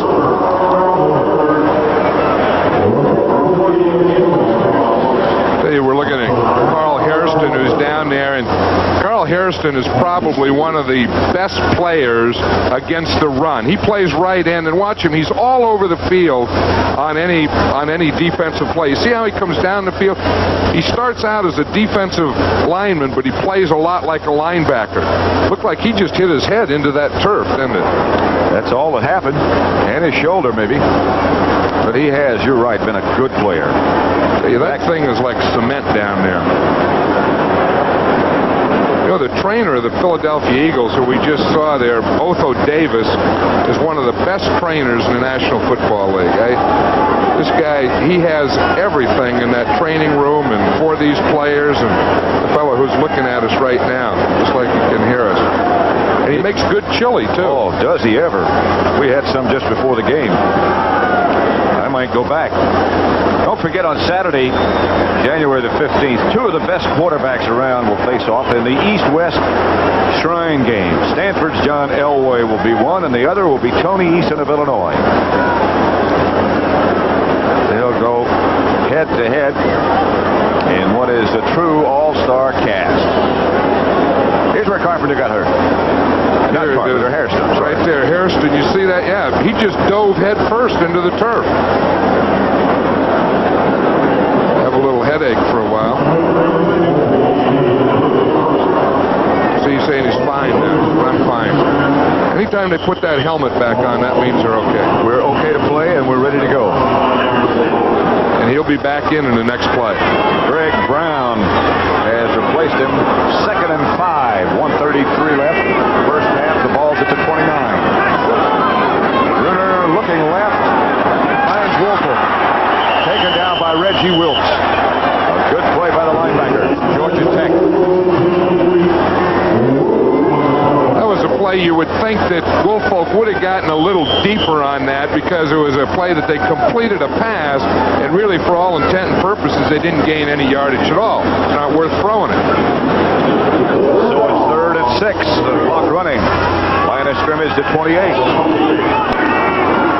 Giants have 2 timeouts remaining as Ernest Gray starts in motion. Bruner looking in that direction. Now looks back left. Just gets rid of it. Pass is intercepted. John Bunning made the diving interception for the Eagles. Reggie Wilkes is the man who hit Bruner. That's his 3rd pass picked off today. And Reggie Wilkes should be the one that gets congratulated coming off the field, because he's the one that did it. He's the one that hit Bruner as he threw the ball. Let's see, he'll be coming from the right-hand side of the screen. Now watch Bruner. He's starting good coverage. You see that Wilkes hit him just as he was throwing the ball, and that's why it was intercepted. Reggie Wilkes got that one. Thank you. There he is, like magic. Well, that's John Bunning. He's the guy that intercepted it. He's keeping that ball, too. They all keep those balls now. Carry him around during the offseason if they don't make the playoffs. First down, Eagles at their own 17-yard line.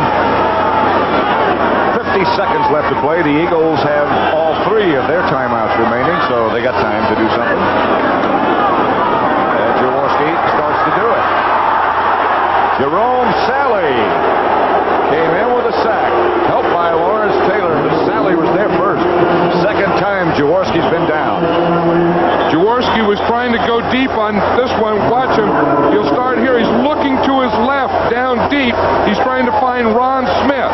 He looks, He's just supposed to throw it, and there's big Jerome Sally saying, nope, not on this one, you're not. Jerome Sally is 6'3", 260. From Missouri, as we told you, he was the last cut by the New Orleans Saints, and then the Giants signed him. The Eagles have called, the Giants, I figure, have called a timeout, so they have one left.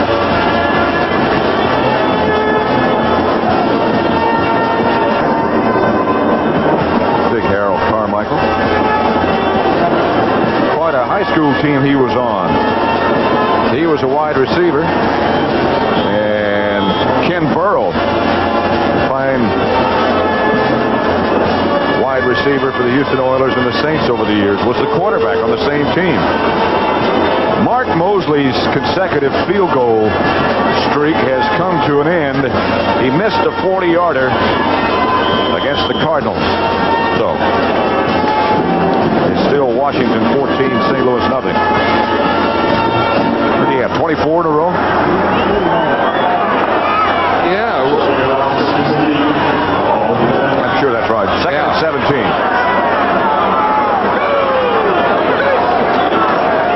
Draw play, Montgomery's going nowhere as Lawrence Taylor and Brian Kelly are there quickly, and the Giants call their last timeout.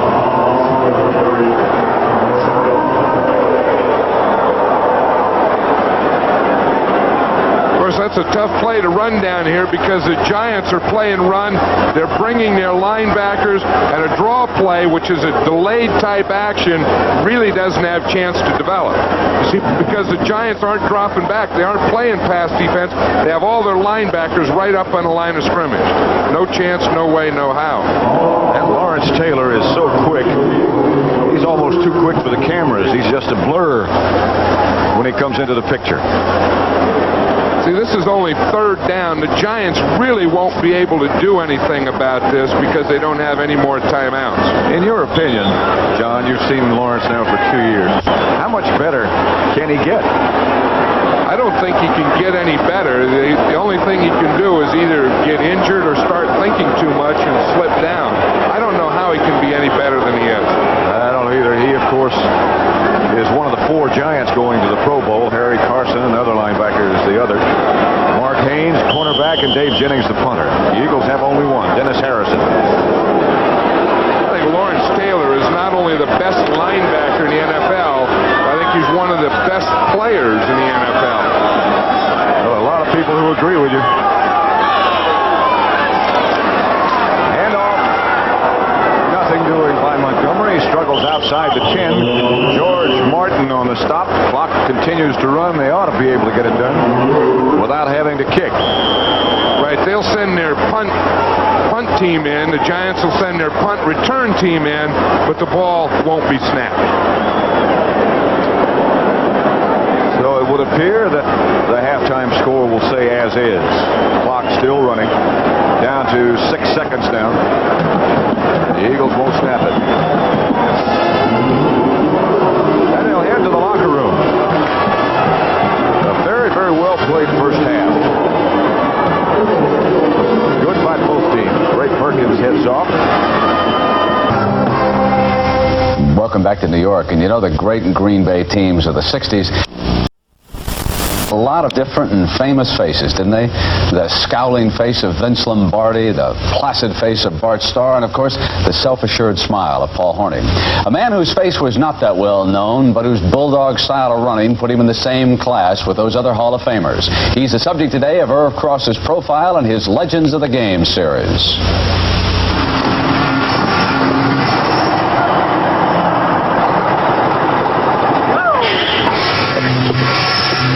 There's building going on down in the Louisiana Bayou. And one of Cajun country's busiest contractors is a local boy who returned home after his Hall of Fame NFL career. A running back so ornery and tough that one opponent once said he trampled his grandmother for an extra yard. He grew up in nearby Baton Rouge, home of Louisiana State University, where he was an All-American ball carrier in 1957.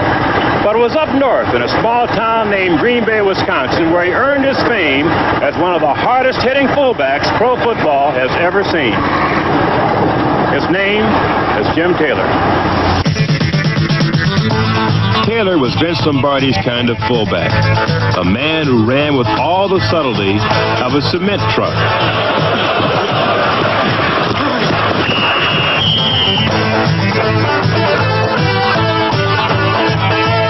With Jim Taylor, it was like a street fight. Jim Taylor would actually refuse an open field. And when he would break in the open, boy, he'd lower that headgear and that shoulder pad and those high knees, and he'd look for me. It seemed like he was looking for me to run into. And, of course, I was looking for him to tackle.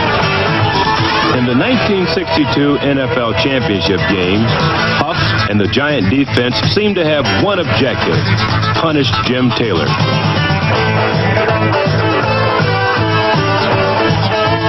I don't think I'll ever forget that game, Irvin. It was a hard-fought ball game. Michael was banged out of bounds quite a few times. It was an awfully brutal weather conditions. Halftime, I had 4 or 5 stitches in the elbow, so it was just a very physically brutal football game. Was there any particular sense of special pride and joy when you made that winning touchdown in that game? Well, it was, because the game hadn't been won. It was 9-7 late in the fourth quarter, and I had a very warm, satisfying feeling to look in Mr. Huff's eyes and say, well, I think this is a winning touchdown, Sam, and give him the football. If you look at this... Fittingly, his final power sweep as a Packer gave Green Bay a lead they never relinquished in Super Bowl I.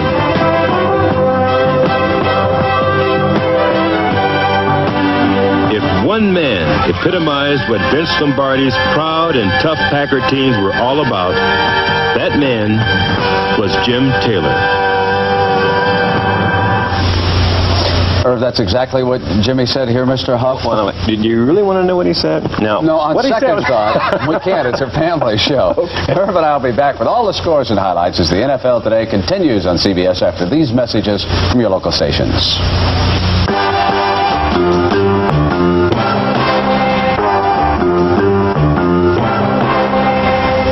The big individual story at this hour, unfortunately, is one of failure. Mark Mosley against the St. Louis Cardinals. I was hoping he'd go all year without missing it. Well, it's a shame to see that record being broke, you know. It's a great kicker. Now, let's take everybody to the scoreboard and get you up to date. And the Chicago Bears have discovered a quarterback. Also, they've got a very talented defense. All Tampa Bay had to do to get into the playoffs was win. Look at the sequence here of third down misfires. Doug Williams, Steve McMichael looks to the right, nobody coming, looks to the left. Here he comes, looks to the right, looks to the left, puffing and he's puffing. Look who's back in action, Doug Williams. 3 guys were sitting on him and he came back and tackled McMichael. They kicked a field goal. Now watch this third down interception against Doug. Harris does a beautiful job of keeping the ball in play. Wilson just picks it up before it touched the turf down in Tampa. He went in, 3 turnovers, 13 points. Now I told you McMahon had a future. And John McMahon was so concerned about what might happen. And here it is, Brian Baschnagel, and look at him thread the needle right there. 19 yards for the score, and so it is 26 right now. The Bears are all over the Buccaneers. And Kansas City all over the New York Jets. This is the Jets' poorest performance since their season opener. They trail the Chiefs now in the third, 27-6. Cincinnati and Houston, the Bengals leading there 21-13. They also are in the third quarter. And the Giants and the Eagles, of course, the game you're watching, a 1-pointer at the half. The Eagles over the Giants right now. Cleveland and Pittsburgh. Terry Bradshaw has thrown 1 touchdown pass. Likewise, the left-hander, Paul McDonald for the Browns, 13-7 at the half. Winner goes in the Buffalo-New England game, and right now that winner would be Buffalo, even though they are only at the half. Joe Cribbs has scored from 14 yards out. They have kicked it off. They are in the third quarter there. Miami strikes early against winless Baltimore. They lead the Colts 10-0 there in the second quarter of that game. And finally, the Mark Mosley game. Washington still leading 14-0. And Irv, take us through the highlights here. Neil Lomax, a young quarterback from the Cardinals, hands the ball off to Otis Anderson, who's roughed up a bit by Dexter Manley and his teammates and thrown for a loss. Of course, Jim Hannafin's concerned somewhat on how he's going to move the ball against that Redskin defense. Lomax tries this time, but there's a bad snap from center from the shotgun. Manley recovers and goes down inside St. Louis territory.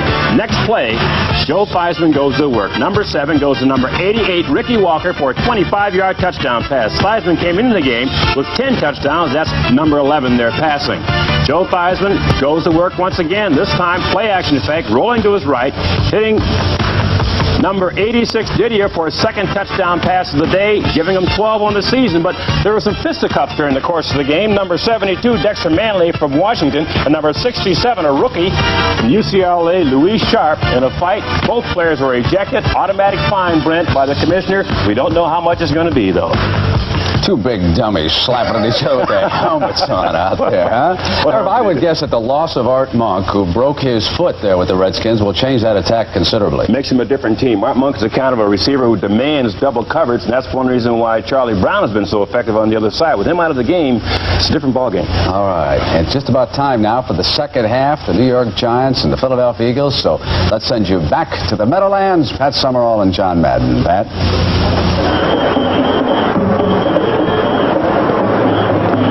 It is Philadelphia 14, the Giants 13 at the half at Veterans Stadium. As you know, I'm sure, Ray Perkins was coaching his last game as the head coach of the Giants. He'll move on to the University of Alabama. He'll be replaced by Bill Parcells, who is the defensive coordinator. We had a chance to talk with Ray Perkins and ask him how responsibilities have changed and what his role has been since he announced his retirement, if you would call it that, and the fact that he'll go to Alabama. Here's what he had to say. Nothing really has changed at all as far as the format or organizational type practices during the week or our game day operations, so to speak. I'm sure that there has been some change as far as how certain people look at different things. Like Bill, for example, will be taking over as head coach tomorrow. I'll have a last meeting with the players tomorrow morning, providing this is, in fact, our last game this afternoon, and then turn it over to Bill. But I'm sure for the last couple of weeks since the announcement, I'm sure he's been looking at things in a little bit different manner. Well, as in any transition, I'm sure that many things will be different, but as far as definitely making up my mind at this point, I haven't had time to, during the course of the season, which is very busy, the week schedule, I really haven't had time to think and evaluate the coaching staff, future things, the squad. I'd be deceiving you if I haven't said these things have been going on in my mind, but to reach any definite conclusions at this point would be presumptuous. How do you see the difference between what you're going to be doing as the head coach of the University of Alabama and what you've been doing? Well, I think, I think coaching is coaching. On most any level, coaching is basically a teaching type thing and motivation. I think it's different to some degrees, but I think the biggest difference comes in that in the last 8 or 9 years in the professional ranks, I've been in a buying type of business, whereas going to college, I'm going to be in a selling type business.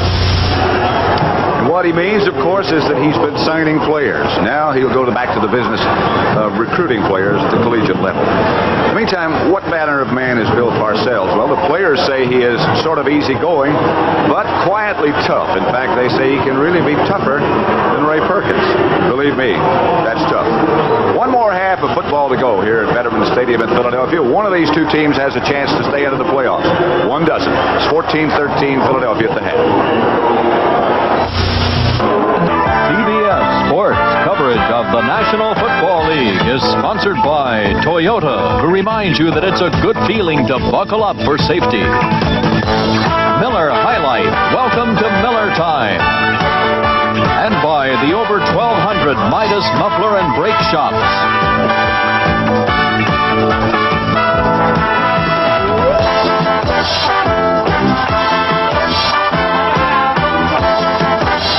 Summerall with John Madden as you look down at the truck where all the commands and controls Happy New come Year, from. everybody. Happy New Year, Pat and John. And dissolve to 2. Well, a Happy New Year to you guys. I always wondered what that looked like down there. Yeah, they all look like they're working, don't they? They can fool you. It's always warm in that truck, or cool if need be. I know that. Janello will kick off. Back deep, Wally Henry. And Henry will handle. Cuts back to his left, tries to get away. A lot of lateral movement, a lot of foot movement, but not too many yards. Henry gets back to the 20. The halftime stats. Yeah, that's about as even as you can get. The only thing the Giants have is 121 yards passing to the Eagles 56. Total yards 160 to 99. Turnovers 3-2. Of course, I think time of possession. That's why the score is 15-14. There's the turnover story and what happened after they turned it over. Ron Jaworski, the quarterback, maligned in Philadelphia, but says it doesn't bother him. Jaworski gets to Montgomery, who dances to his left and picks up 2 or 3. Phil Tabor, the first man to hit him. I mean, that's why the score is 14-13. That's about as even. 15-14.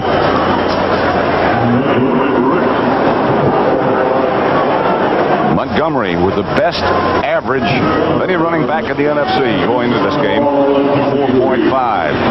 That's been hurt a little today, although he does have one 24-yard run. 2nd and 7, opening seconds of quarter number 3. Eagles leading 14-13.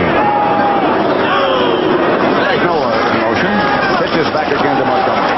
No place to go as Brad Van Pelt and Phil Tabor wrestle him to the ground. Montgomery with no room. It was a nice job by Mark Haynes, the Giant cornerback. He was up to the outside, took on Spagnola, plus the other lead back, and then made Montgomery turn to the inside. In that first meeting, which the Giants won handily, you saw that the defense held Montgomery to his lowest total of the year. It'll be 3rd down and 9 from the 22. Jamona and Montgomery are the 2 backs, and Jaworski will operate from the deep slot. Good snap. Martin after him. Pass intended for Ron Smith. George Martin made him hurry, and it's incomplete. It was a nice pass rush by George Martin. We saw Frank Giddings there, tried to hold him. Frank Giddings couldn't even get a hold of him. George Martin went right by and beyond him. And so Max Runniger comes on. And standing back at his own 35 is Leon Bright. Well, we saw him take some shots here last year in the regular season game and in the wild card playoff game. And he's had a couple of serious collisions on other occasions, I'm sure you know. Runniger, not much. Right at the 40. Taken down by Mike Curcio and John Shira. And the Giants will take over.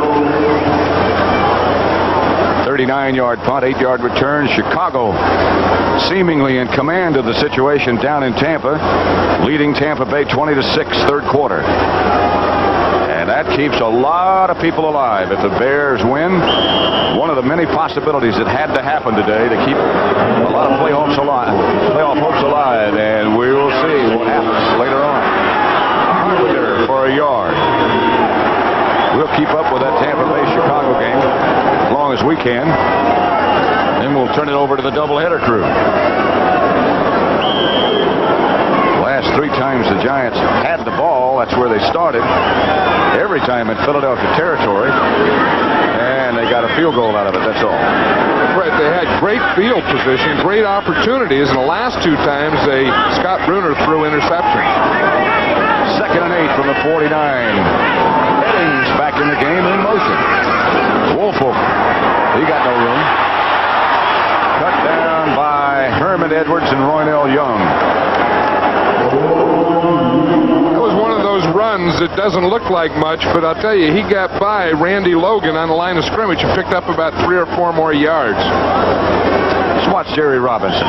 He's been playing great. He's one of the best. You know, he used to be an outside linebacker, a right side linebacker like Lawrence Taylor. They moved him to inside this year, and he was really something. Look at that lick that he put on Rob Carpenter.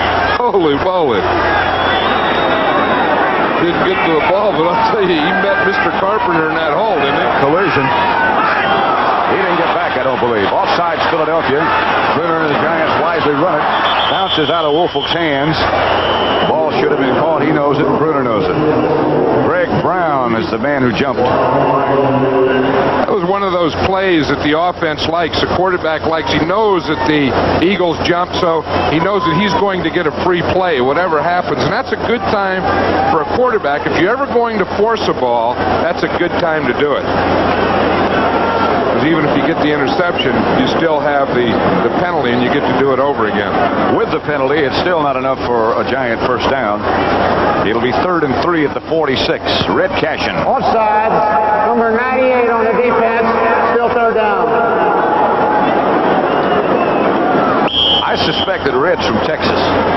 Has to be with a name like Red Cashin. He sounds like he's from Texas, like TCU or something. I think you're right. Talks with a little bit of an echo. Been in the league 11 years.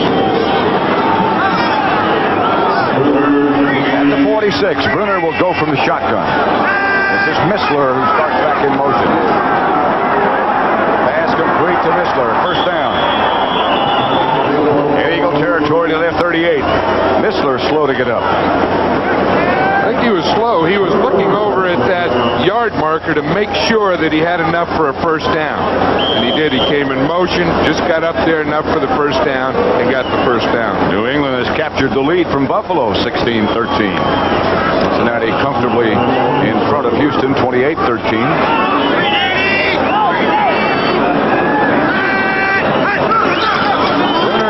To Woolfolk. Good protection. Throws to Woolfolk. Another pass that took a lot of time, a lot of execution, and got 2 yards. Robinson made the stop. Let's watch here. We'll see Brad Benson, number 60. He's blocking on Carl Hairston. Hairston starts to the outside. Nothing there. Back to the inside. Ard's waiting for him. Back to the outside. Spin. Nothing there. He'll double team. Carl has had some problems with his knees, some arthritic problems. He doesn't say much about it. They do pain him. 2nd and 9 from the 36-yard line of Philadelphia. They want to throw again. Outside it goes to Carpenter. Carpenter cuts back to about the 32 before he's cut down by Frank LeMaster. On both of those last 2 plays, the Eagles have had excellent pass defense deep. And Scott Bruner and both of them had been trying to go deep, couldn't find anything, and had to dump the ball off short. Here we'll see Ernest Gray out here. He's one of the deep men. You see, and he was pretty well covered. By that time, the ball had been dumped off already. Didn't have that much time. 3rd down 6. From the 32, 9.5 minutes left, 3rd quarter. High snap to Woolfolk. Bush will have a giant first down. That's the pass that has worked throughout the day. John Shira knocked him out of bounds. It hasn't always worked. It's always been open. I'll tell you, Scott Bruner does a nice job here of fielding that ball. It looked like the last shot out of a Roman candle, but he got his eyes back, found Bruner out there to the left side. Found Woolfolk out to the left side, hit him for the first down. And we haven't heard much from Big Dennis Harrison, and this may be why. You see, he's getting double teamed there, knocked around. Good pass protection. Good job by Billy Ard. He's a good player. Shotgun has been good to the Giants. 4 out of 5. Hand off to Butch Woolfolk. Knocked out of bounds by Roynell Young and Randy Logan, and the penalty marker goes down.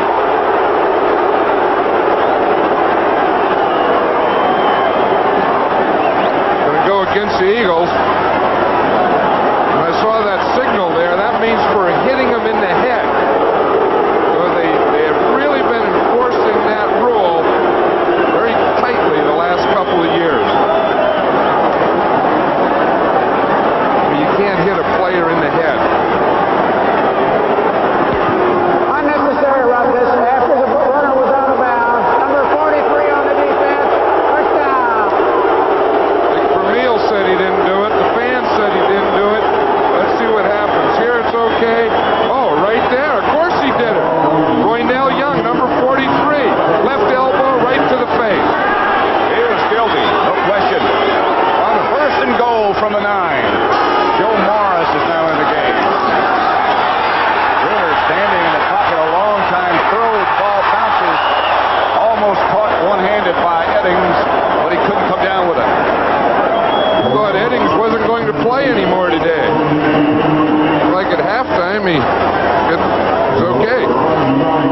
Parcells gave him a serious talk, maybe. And he's going to be in command next year. You know, at that halftime, Ray Perkins' last halftime talk would be interesting what he had to say just before the Giants took the field. Ray was saying last night that one of his friends said, "Look, it's your last game. Why don't you relax?" Ray said, "Hey, it's a football game. I can't relax." He is a very intense man. Bruner throws. No penalty flag. Gray is saying that Herman Edwards was all over him. And that was close. It was very close. Let's watch Ernest Gray here. He's going to come in. He's going to run into his right on a slant. There's Herman Edwards there. It looks like he's going for the ball, too. I would say that that's not interference. And the officials would agree with you. Herman Edwards would agree with me. He'll like you for saying that. Good defense. 3rd and goal. Ball at the 9. 3rd down conversion, 6 out of 9. No shotgun. Woolfolk goes in motion. Field goal would give the Giants the lead, of course. Bruner fires out of the end zone on purpose. And we'll see Danilo. Carl Hairston put the rush on Bruner. I think that had to be a mix-up on a pattern there because the Giants had 2 players side by side on the goal line, and you never want to do that in any type of pass pattern. Bruner might be hurting just a little bit. He held his ribs, and he looked like he might be in pain. Danilo doesn't even come into the huddle. He just stays away and warms up. Let's watch Mulledy. We'll see now. We'll see another player right there. See side by side it was Woolfolk. You never want that. As we come back, Danilo hits from 26 yards out. He's 3 for 3 today. And the Giants recapture the lead. He's been good from 45, 31, and 26, and it's 16-14. Wally Henry and Don Calhoun back deep for the Eagles. Calhoun, of course, used to play with New England.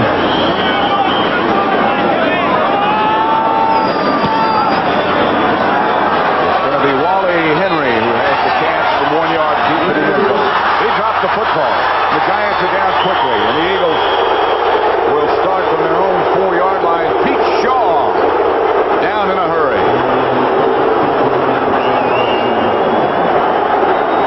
Those fans don't like that from Wally Henry. They remember, of course, the game that he fumbled earlier, the play he fumbled earlier in this game, plus last year's game when he fumbled. That's the Eagle record in losing the close games they've had this year. In overtime to Washington, to Cincinnati close, to Washington 13-9, and to St. Louis 23-20. And the Giants have failed to hold the lead. They led Atlanta 14-9. They lost to Green Bay after being up 12-0 to Washington and to St. Louis. So similar things have happened to both teams. Smith in motion. Jaworski is going to throw. No, he won't. Penalty marker is down. He is tackled for a safety by Bill Courier. A flag down. I imagine it's holding in the end zone. No. False start. Number 75 setting up too quick. Yeah, right. The whistle blew before the ball was snapped. That play was dead before it started. Which means no safety. Okay, we'll see it right here. It's the left tackle, Stan Walder. We'll see him move before the ball snaps. Watch him, see? Right there, you see the left foot move. He was up, and the whistle blew before the ball was snapped. Once he gets down in that three-point stance, he can't move. It's a violation. He has to stay in it. In that case, it was lucky for the Eagles, who now go with 2 tight ends, Spagnuolo on the right, and Cab on the left. Montgomery, the lone setback. Give this to Montgomery. Move it to about the 5-6, maybe. Struggles in the arms of big Curtis McGriff. That penalty really wasn't worth much. They only gained about a yard or 2 because going backwards, it's only half the distance to the goal line. It also took away the safety, though, so. Chicago. Looks like they might eliminate Tampa Bay from the playoff picture. 23-6, third quarter. Buffalo and New England now tied. 16-16. I hate to even get into what happens if there's a tie. 2nd and 9. Jaworski going deep. Ron Smith comes down with it, and the Eagles get some breathing room. Perry Jackson, the defender. 11-yard gain and an Eagle first down. This is a tough thing to throw from the end zone because if you have a penalty in there, of course, it's a safety. A gutsy throw, a gutsy call by Jaworski. We see Ron Smith. He just gets up there enough for the first down, turns around, and runs his hook pattern. That was a smart play. 7:25 left, third quarter. Dick Vermeil scouting.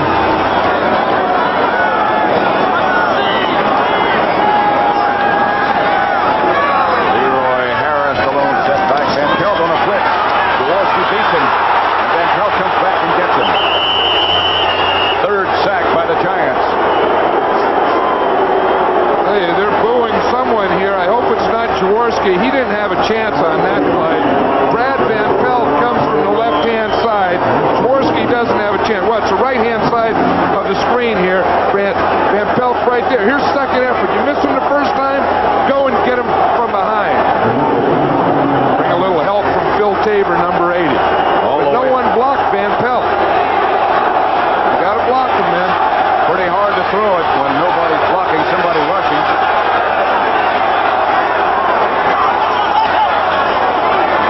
Can't tell what they're yelling. Jaworski gets it outside to Harris. Haynes makes a good play. For an update right now, let's go to Brent Musburger in New York. Tampa Bay has come right back after a Chicago Bear field goal, and it's the tremendous tight end Jimmy Giles who breaks free, and Doug Williams has got him. 35-yard scoring strike. Now there's a 10-point difference. Chicago battling, trying to get to the playoffs. That San Francisco game coming up is a big one. Back to Pat and John. Here at Veterans Stadium, Brent, at 16-14, the Giants over Philadelphia. 6 minutes left in the third quarter. I thought, what was that? That's what you call art. Oh. Third down, 9 from the 18 for the Eagles. They go from the shotgun. Jaworski fires down the middle, batted away by Brian Kelly and almost picked off. And the boos are headed for Jaworski. Pass was intended for Mike Quick. 2 weeks ago when they played here, Wilbert Montgomery told Jaworski you ought to change your name to Lou. And when they boo, you think they'll cheer for you. I think Jaworski thought that was funny. He continually says, Jaworski does, that it doesn't bother him, this booing and the raps he's taken in the press, but you know it does. I'll guarantee it bothers him. Max Runiger is number 4, and Leon Bright stands back at his own 38-yard line. They're asking for Pisarcik. Runiger doesn't get it. He kicks it away from Bright. It takes a giant bounce back into Eagle territory. And again, the Giants will take over in good shape. That may be the Eagles' ball. They're saying it is. Giants may have touched it. Beasley Reese may have touched it. That was 27. Larry Heater was in there, too, going for it. We used to always have a rule that if the ball touches the ground, everyone just runs off the field. But it is the Giants' ball. Giants do have it. That's very dangerous. See, when the ball hits the ground, every white jersey should get away from it. You see a block there? You don't want to block around. Every white jersey should get away from it. You see a block there? You don't want to block around the ball. A Giant still hasn't touched it, but someone, in fact, I think it was Larry Heater, why he jumped in on that ball, I don't know. He must have thought it had already hit somebody else. That's the only thing I can think of. In any case, the Giants do have it. They'll take over first and 10 at the Eagles 33. Here's Here's what was happening while we were away. Dick Vermeil down in deep, serious conversation with his offensive lineman and offensive crew. The fourth time in the last 5 possessions, the Giants have taken over in Eagle territory. And off to Wolfel. Maybe 2 yards. Jerry Robinson led the defense. They just, once they get this good field position, can't seem to manufacture a steady enough offense to get it into the end zone. Pittsburgh 20, Cleveland 7. It's in the third quarter. I'll tell you what I would do if I were the Giants. I would take a shot at the end zone from here, because the closer they get to the goal line, the less success they're having passing-wise. Give them some room to operate then. 2nd and 7. To Eddings, incomplete.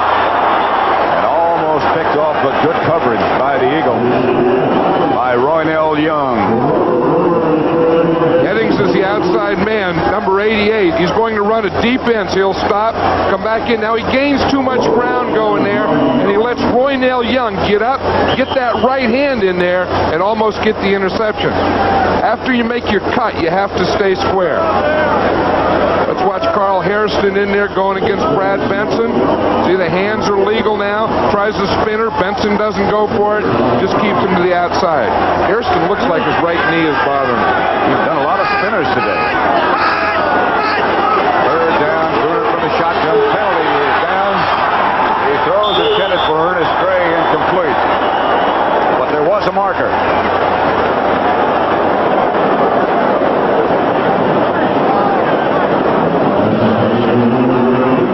Eagles. Look at big number 78. Carl Hairston does look like he's hurting, doesn't he? He sure does. He's playing pretty well against the run, but his pass rush, he's really not getting off the line of scrimmage. He doesn't have good pass rush moves. Encroachment, number 98 on the defense. Still third down. Greg Brown. Let's see if we can see an encroachment. I love encroachments. Great words. Oh, there's an encroachment. A double. That's a double encroachment. Double encroachment. That's really serious. Yeah, Greg Brown. The old double dipper. They caught him. Still be third down for the Giants with 4:36 left to play third quarter. They need 2 for a first. They go to the shotgun. Gunner going for the end zone. Ernest Gray, the intended receiver. And a penalty marker is down.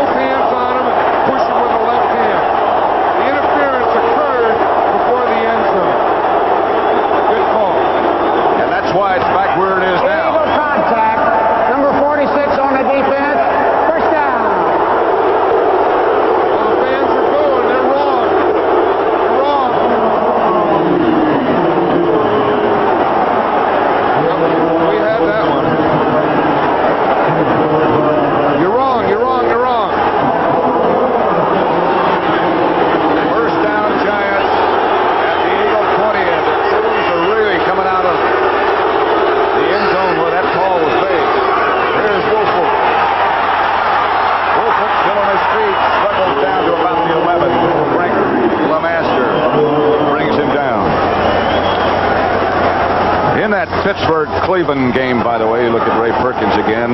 Franco Harris has scored his 93rd career touchdown. That ties him with Jim Taylor on the all-time list. High formation, Butch Woolfolk starts inside, holds the linebackers inside, bounces to the outside, pass bunting. LeMaster finally gets him. That was enough for a 9-yard gain. Good run. And that'll make it 2nd and 1. Line of scrimmage, the Eagle 11. Carpenter is the one set back, and they give the ball to him. Carpenter bangs inside the 10. Will get a first down about at the 9.5 before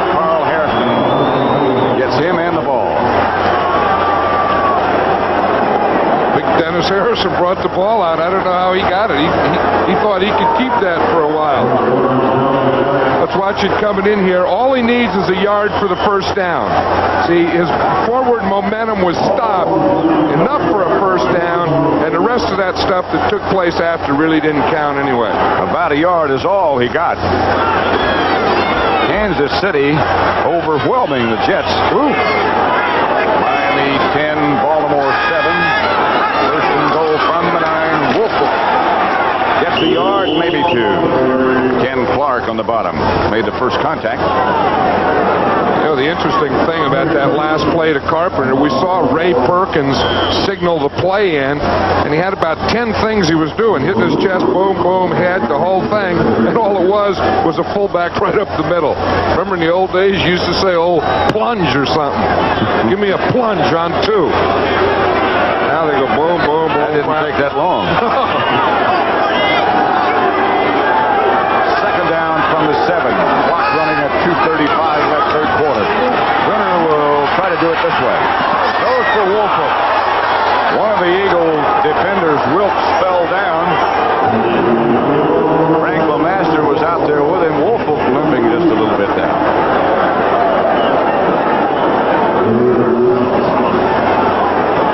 Yeah, he's grabbing his right hamstring there. You know, in the end zone, Reggie Wilkes did fall down. He was the Eagle that was covering man-to-man on Butch Woolfolk. Woolfolk goes back to the offensive huddle and stays there. He's got a hamstring. They'd do well not to use him this way. Maybe it's one of those decoys. Timeout. And Brunner calls a timeout. He's not happy with the offensive set. Doesn't mean the Giants have 2 left. The Giants lead the Eagles 16-14. Third quarter. Pat Summerall with John Madden, Veterans Stadium in Philadelphia, where the Giants lead the Eagles 16-14. 2:31 left, third quarter. In the Cincinnati-Houston game, Kenny Anderson has completed 20 consecutive passes.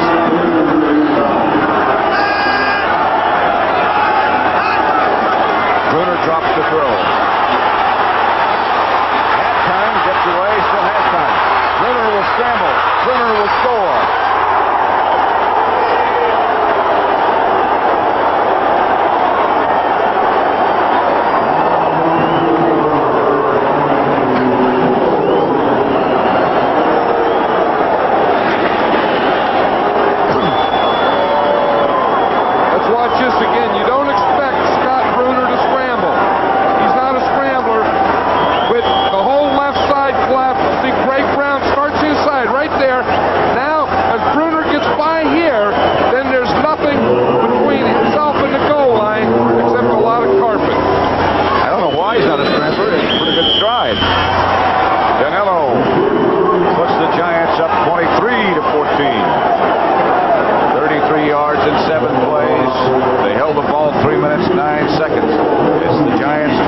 Philadelphia 14. 2:20 left, third quarter. Once again, send Calhoun and Henry back deep to accept Danello's effort. It will be Henry at the 1. Carefully guarding that football. McLaughlin made the stop. There we are. John still hasn't put his coat on.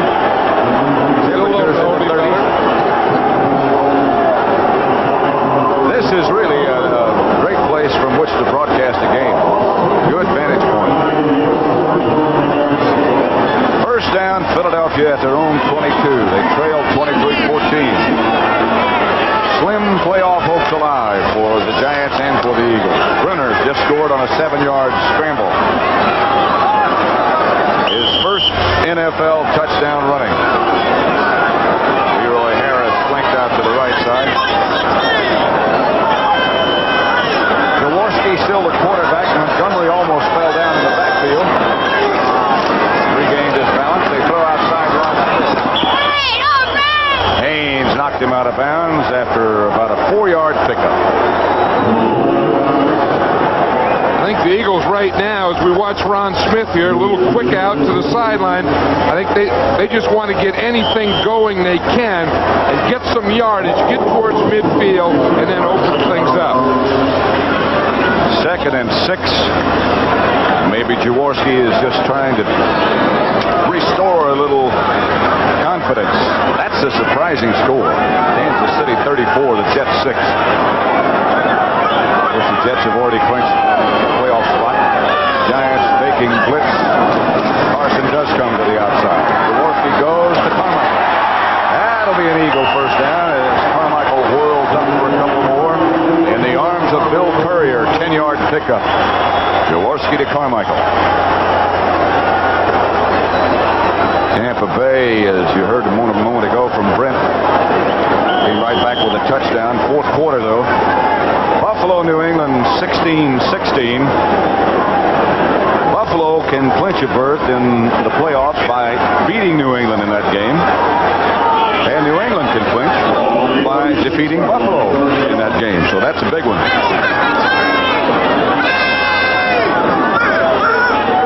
First and 10, Eagles at their own 36. Jaworski fires to Smith. Can't hang on. Incomplete. Mark Haynes with a contact. Good hit. We'll see it right here. He's coming in, Ron Smith to the inside.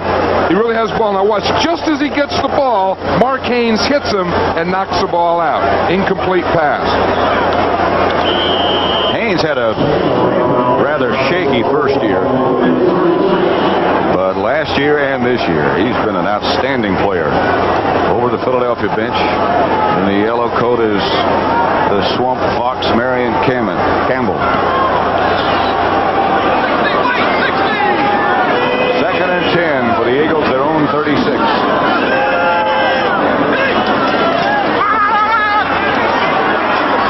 Jaworski throws complete.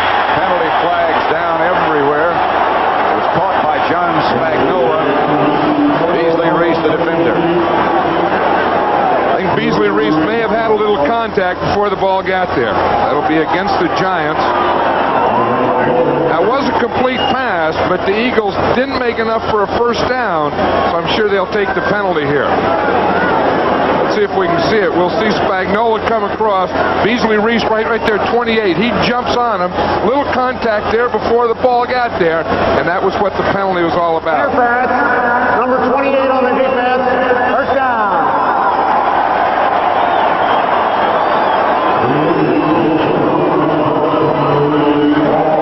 Blocking. Here we see Brian Kelly. He's coming on a blitz. Nice pickup. Taylor's trying to get through there. No room, so he decides to turn and see what he can do downfield. Good pickup by the left side of the Philadelphia Eagle line.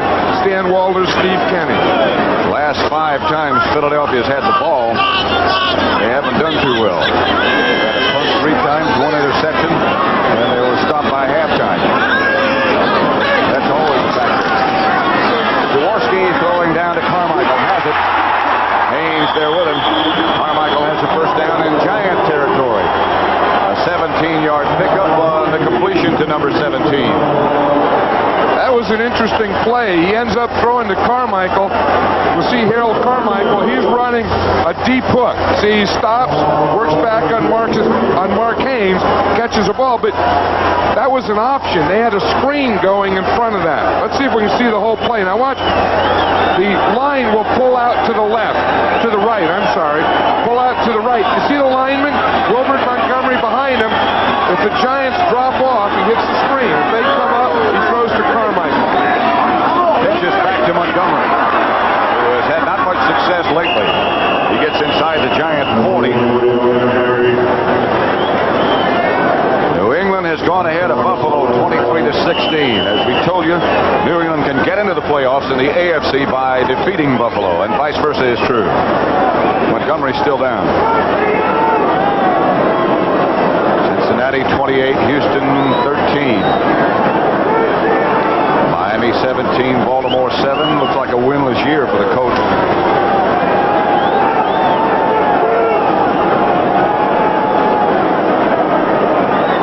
That's Wilbert Montgomery. There's the problem.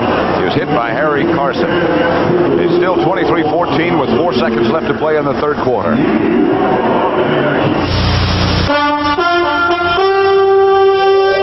Introducing the totally new 1983 Toyota Tercel. Its front-wheel drive is only the tip of the iceberg. This Tercel is the lowest-priced Toyota you can buy. It has more room than any other subcompact and gives you more mileage than ever before. The new Toyota Tercel. It's a new standard in front-wheel drive, but that's just the tip of the iceberg. Tercel! Boxing, soccer, basketball, baseball, football. Montgomery walked off under his own power.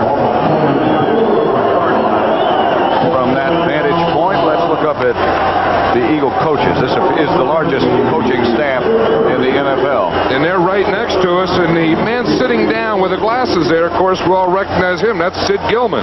Well, Sid's been in a few press boxes in his life, and he is really, last year he wasn't with the Eagles, but before that and coming back this year, he has really helped this Eagle team in offense. That's the end of the third quarter at Veterans Stadium in Philadelphia with the score. The Giants 23, the Eagles 14. We now pause for word from your local station. Who reminds you that it's a good feeling to buckle up for safety. And by Gillette Atra Razor, the twin blade razor that pivots for a close, comfortable shave.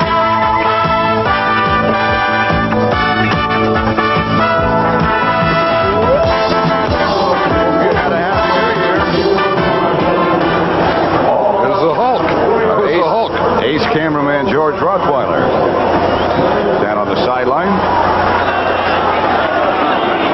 2nd and 7.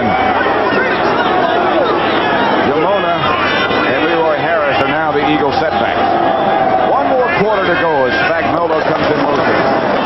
Jaworski goes right to work. Goes outside. Spagnuolo makes a one-handed grab. Good catch. First down, Philadelphia. Just inside the 30, Terry Jackson knocked him out of bounds. I'll tell you, that was a great catch. Spagnuolo starts off on the right side. Now watch him. As he goes by, he'll touch the quarterback. Jaworski starts him in motion. Now when he gets to Jaworski, see, he touches him there. That means, okay, start snapping the ball. Little thing there. He works to the outside. Now watch his catch. Left-handed, hold it in one hand. That's the type of thing they practice on Saturday while they're standing around. When they don't have on shoulder pads. The guys are kicking. Right. That don't kick. Montgomery's back. Jaworski's back. Looking to Montgomery, and again, Spagnuolo makes the catch. That was that same option screen. It was the same option. It was interesting. That was the third option. He has a screen out to the right, the hook by the outside receiver, then the hook in the middle by the tight end. Watch it. You see the lineman leave to the right? That's the screen. Outside, no one there. Work back inside to your next guy, the tight end, John Spagnuolo. Who was taken down by Brian Kelly. That's pretty good. We caught all three of those options. Yeah. That's nice. Pretty good series. Washington shutting out the Cardinals 28-0. They'll have the best record in the NFC. Jaworski fakes again to Montgomery, lays it to Spagnuolo, touchdown. 3 straight pass completions from Jaworski to Spagnuolo, and the Eagles move closer. That makes it 23-20. And Franklin comes in time to try the extra point. Isn't it amazing what 3 completions can do? Change those boos to yays. 3 straight completions. Let's watch it here. 3-man line of the Giants. Jaworski starts, fakes to the right, finds his man deep, John Spagnuolo, right at the goal line. John Shira holding, Tony Franklin trying. The extra point is good. 78 plays, 78 yards, 9 plays, 3 minutes, 19 seconds went the Eagles. 14 minutes, 1 second left. Spagnuolo right here can get deep right into this hole to the corner. Now watch how it happened. Montgomery starts out. He goes in motion. That holds Mark Haynes up. Watch him. Montgomery fakes. Haynes comes up. Spagnola gets in deep behind Haynes and in front of Beasley Reese. Pretty good. That's another one of the options they had there. Little fake screen. Bring him up. Hit the tight end in the corner. Worked very well 3 times in a row. Woolfolk is the deep man for the Giants. From the goal line, Butch Woolfolk. Cuts to the outside. A lot of hesitation. Too much hesitation. The ball's loose. The Eagles think they have it, and the referees do too. Philadelphia has the football.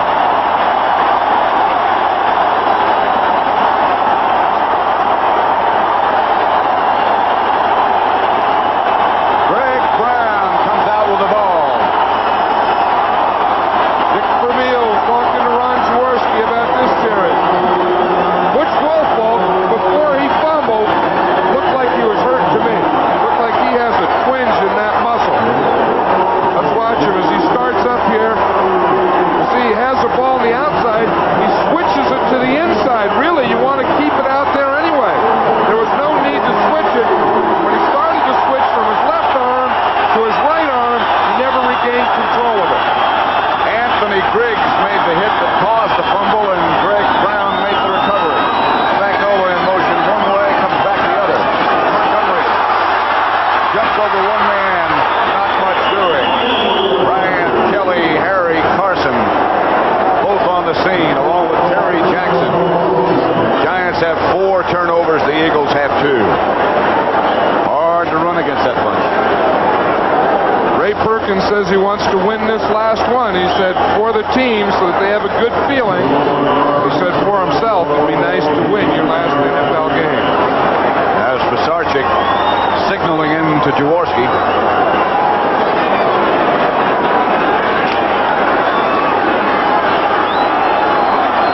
Carmichael comes left this time. Ron Smith out wide to the right. 2nd and 11. Montgomery lost the yard.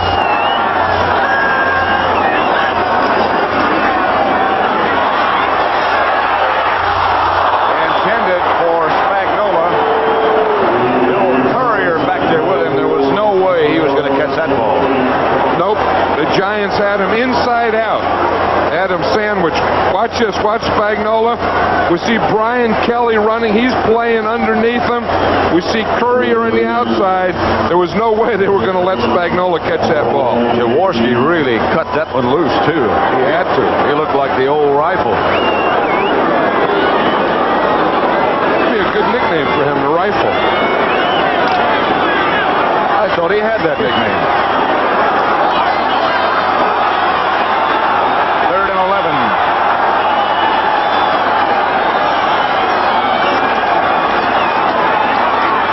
Jaworski fires low. Jackson saying Ron Smith interfered with him, but no flag. There was a big defensive set here by the Giants, able to hold the Eagles off and make them settle for a field goal here. A field goal try. Right there, you know, we did see Ron Smith did put his hands on Terry Jackson. Ron Smith didn't look like he expected the ball. Didn't look like he was running any kind of pattern. Like the old basic walk in the park. From 35 yards out, Tony Franklin. Spagnola holding. I beg your pardon. Shira holding. Franklin hits it with plenty to spare.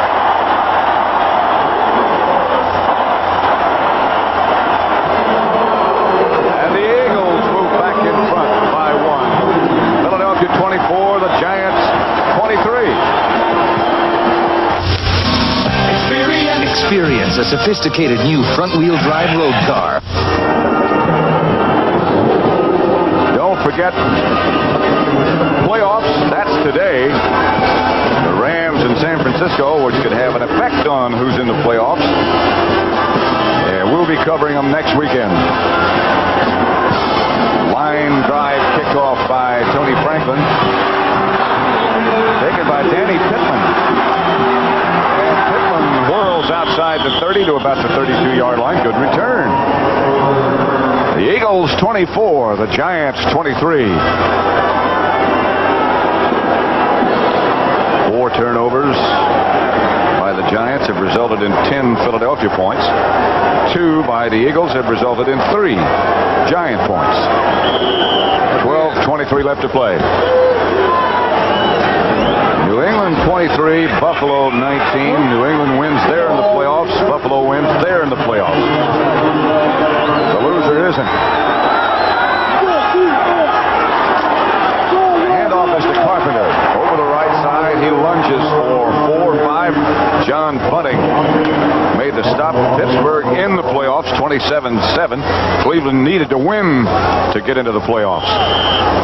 Cincinnati already in, 35-20 over Houston. And Kansas City going nowhere but home, beating the Jets 37-6. The Jets are in the playoffs. So the hopefuls that are left, we just gave you the scores, are those 3. Second down, 6 from the 37. Bruner gives to Woolfolk. Good run by Butch Woolfolk. He broke 3 tackles and got to midfield. Boy, he's impressive. Hey, there was a good block by Rob Carpenter. Watch him, the I formation, number 26, the first back. Watch here. Boom. Nice block right there on Randy Logan. And then Butch Woolfolk was able to cut inside it and get the ball up the field. 13-yard gain. Woolfolk has carried 13 times, picked up 57 yards. First down, Giants midfield. Clock running, 11:10 left in the game. 24-23, Eagles lead. Carpenter bangs straight ahead to the 45. This drive reminiscent of last year's wild card playoff game.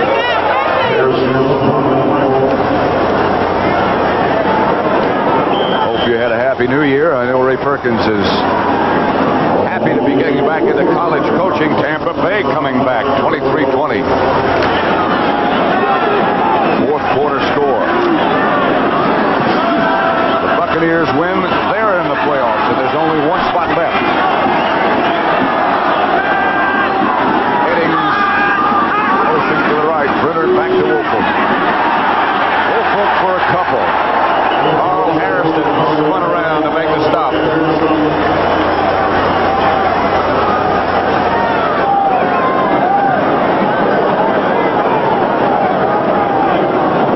Dick Vermeil. Just thinking, as we look at Dick Vermeil there, I wouldn't be surprised if this weren't his last coaching game in the NFL. Really? And by his own choice. I just have a feeling, and I have no reason, I just have a feeling that Dick Vermeil may not be coaching next year, and I don't think he's going anyplace else. Well, of course, there have been some rumors, and they are rumors connecting him with the Rams. He has denied it consistently. But there's been no thought about him going somewhere else, except in John Madden's mind. Headings should have enough for a Giant first down just inside the Eagle 40. That's going to be very close to a first down.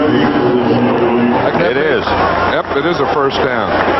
Just enough. We see Bruner, he's watching Headings all the way. Headings gets it, just makes that turn, and gets the ball up enough for the first down.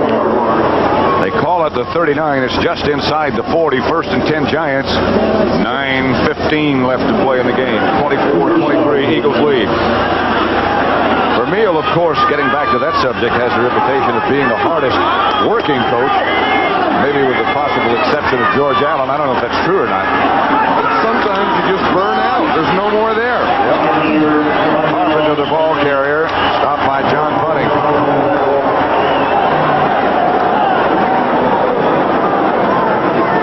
Rob Carpenter's starting to look like a fullback. You see that? One of his socks is down. That's good. On that subject, you look again at Ray Perkins. We know where he's going. If you had to go back in coaching, John, could you think of a better guy to work for than Leonard Toews, the owner here at Philadelphia? I'll tell you, he is a very classy man. There's a lot of great owners in the National Football League. Leonard Toews is one of the classiest. There's Carpenter with one sock up and one sock down. That's Gary Shirk coming across for a very small gain, hit by Frank LeMaster. New England 30, coaches, you know, there's a lot of talk about Ron Meyer up there, and the players aren't happy with this and that, but doggone, they're playing pretty well, aren't they? He said that one of his players, whom he fined, had made critical remarks about the coaching staff, and that was unchristian. That's a fine.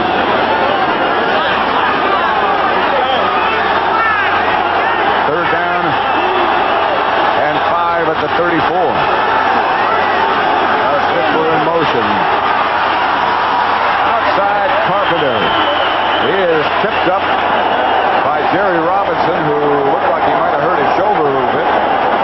Janello can kick it this far. I'll tell you, there's an example of why the talk, take what the defense gives you, doesn't make any sense. He had those completions, but they were all short. They didn't get a first down.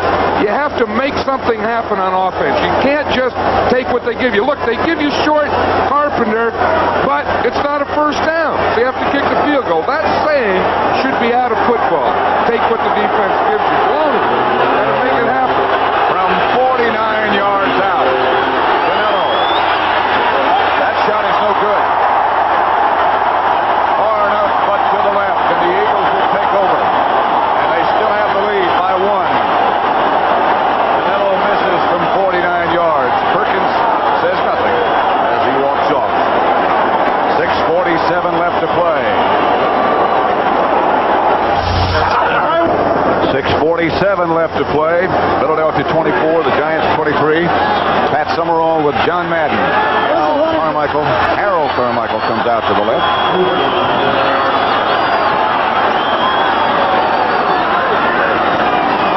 A play that was out of sync from the very beginning.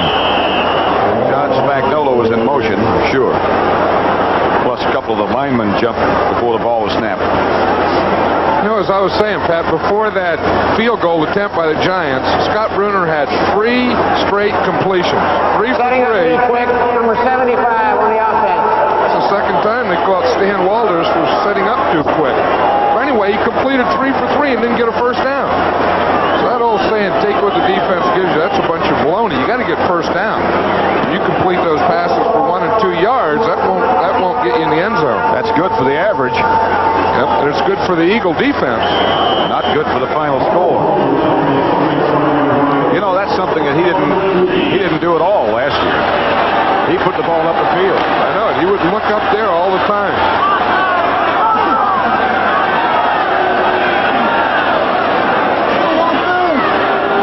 First and 15. Jaworski will put it up. Terry Harrington. Tabor chasing. He gets away from Tabor. And it goes back the other way. He again gets away from Tabor. Gets out to the 30. Lawrence Taylor, he doesn't get away from it. He picked up 3 yards. It looked like an old Hugh McElhaney run. Remember how Hugh McElhaney used to do that? Watch this. You start out there. It's a little screen pass. Start to the right. Nothing there. Okay, let's go back to the left. Tabor misses, nothing there. Let's stop here. Go back to the right. Find a little something there. And all that running up and down the field, you gain 3 yards. 2 yards. No yards. Minus 2 yards. Minus 3 yards. One of the above. None of the above. All the above. There is no answer. Second and 12 from the 30. Terry Harrington is the lone setback.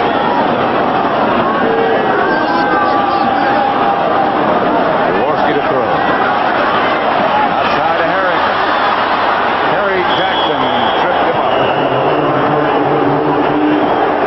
A lot of passes. Now the Eagles are doing the same thing. They had 2 completions, and they're not back to the original line of scrimmage yet. Whew. Never seen anything like this. The only thing they're doing is burning some time. Well, the Eagles are, but the Giants burned the score in doing it. That's how much time is left. Down at 5:15 now. The Eagles take a lot of time in the huddle. Jamona and Quick. Both in the game now. Montgomery and Jamona are the 2 runners, but they're in the shotgun formation. Smith, Carmichael both split wide to the right. Jaworski looks and throws past Montgomery. About a yard short of a first down, it would appear. Ryan Kelly made the stop, a 12-yard gain. Right punt formation. Same thing, three completions, no first down. Here we see George Martin, 75. You see that spin move? He was right there. He was on Petey Perot, made a little spin, spun right into Jaworski's feet. No first down, 3 for 3, punt. Punt to Leon Bright, number 45. Max Runiger, number 4 for Philadelphia, will do the punting.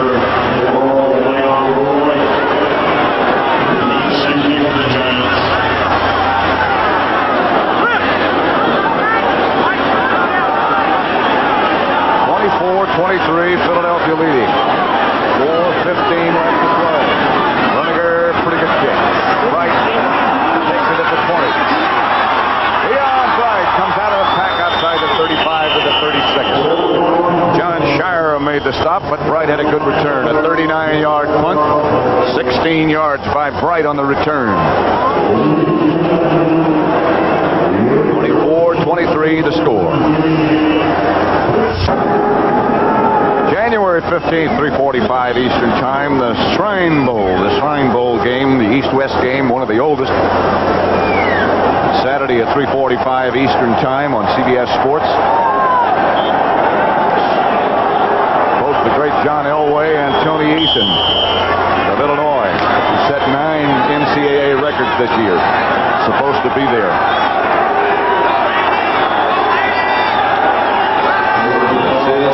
In motion. Handoff is to Carpenter, who splashes outside the 40. Picked up about 5. Reggie Wilkes on the stop. Pittsburgh leading Cleveland 27-14 fourth quarter. Cleveland loses. The only way they could get into the playoffs would be if New England and Buffalo tie. That doesn't seem like it's going to happen, does it? New England by 11 points, and a tie would seem highly unlikely. Second down, 6 at the 40. And off to Butch Wilson. Butch surges for about 3. It'll be third down and about 2. Frank LeMaster on the tackle. Clock running, 3:20 left to play now.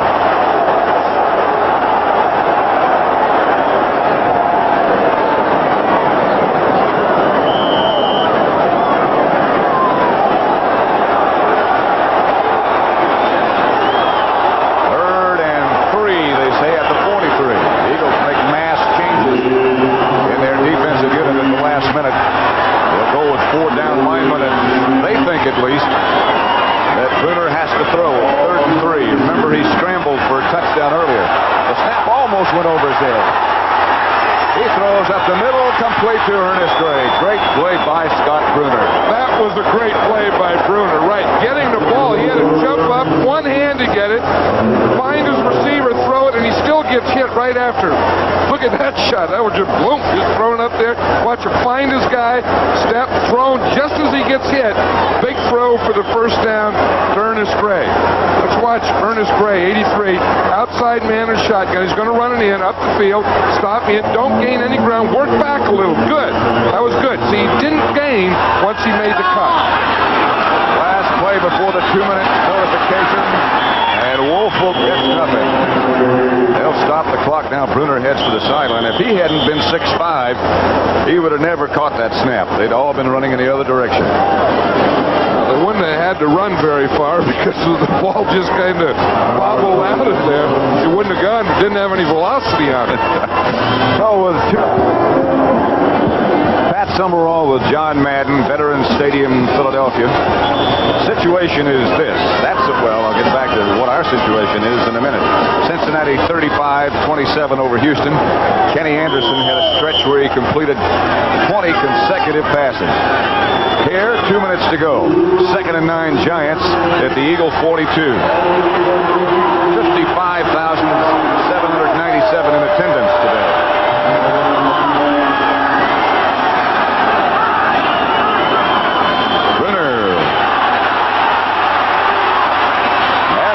Gary Shirk wide open. Shirk to the 25. 17-yard gain. Roynell Young made the stop, but now well within range of Danilo. That's right. So now they'll want to run some time off the clock. Let's watch Gary Shirk. Starts outside. He had to take his right hand and push the defender off.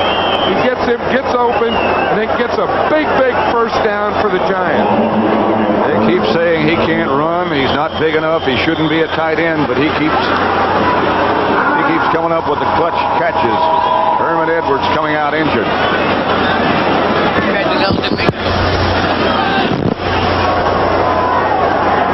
Now the Giants have a situation here with the injury. Of course, that stops the clock with 1 minute 28 seconds. But they want to run some time off here because they don't want the Eagles to get the ball again. Now on the other side, the Eagles should be thinking of using some timeouts themselves so that whatever the Giants do, they can ensure themselves some time when they get the ball back. Very interesting. That loss, by the way, by the Jets to Kansas City changes their position. You know, they seed them from 1 to 8, and one plays 8 in the playoff situation, and it changes the Jets, moves them down to 6, and of course has an obvious effect on where they play. They're in the playoffs, but where they play. The other interesting thing, I think going into the playoffs, you always want to be peaking, playing your best football. You don't want to come off a loss even though you have something clinched. There is Danilo trying to get his hands and his feet warm, and his head. And off is the Carpenter. Carpenter slashes down inside the 20 to about the 16 before John Bunting makes the stop. I'm surprised that the Eagles aren't taking time out now. They can't do this. They just can't let that clock run off because the Giants are going to do something. Either going to score a touchdown or attempt a field goal. The Eagles are letting the clock run, and this is a mistake. This is wrong. The Eagles have 2 timeouts remaining. It is 2nd and 2. Less than a minute left to play now. The ball on the 16. 52 seconds left to play. Less than that when the Giants snap it. You're right. They should be taking that timeout. Here's Carpenter. He gets to about the 15 before John Bunting stops him. And I can't imagine why they're not taking that timeout. I can't either. I mean, it's late now. I mean, you see what happens is this way, without taking the timeout, they only have 1 chance to win if the Giants don't score. The other way, they'd have 2 chances. 1, the Giants don't score, and 2, the Giants do score, but they get the ball back and score with it. Coming up next, the Rams and the 49ers. 49ers still very much in the playoff picture. They do get the clock stopped. The Eagles do. They get a break in this case because they measure for the first down. They have not taken those timeouts. They have 2 left. Danilo has hit 3 out of 4 today. Now the clock runs. Down to 25 seconds. Bruner hands to Carpenter again. And Carpenter bangs down inside the 10 to about the 7. Clock still running. Now, I'm sure the Giants won't run another play. They'll probably let it run down to about 3. Scott Bruner standing right next to the referee. They let it run down to 6. Pat Joe Danilo on the head and say, go, put it through there. 6 seconds left on the clock, and Danilo will have Scott Bruner holding. The executive producer of the NFL on CBS is Terry O'Neill. Good old red-eyed Charles H. Milton III is the senior producer. Today's game produced by Robert Stenner, D. Directed by Sandy Grossman, man of many friends. Associate producer Joan Vetrano. Artie Ken is the field technical manager, the broadcast associates, and the rest of the crew. Happy New Year to them, too. Danilo just gazing over the back of the lockers for the Giants. He'll have Bruner holding. 25 yards out, 6 seconds left to play. Ray Perkins' last game. Good.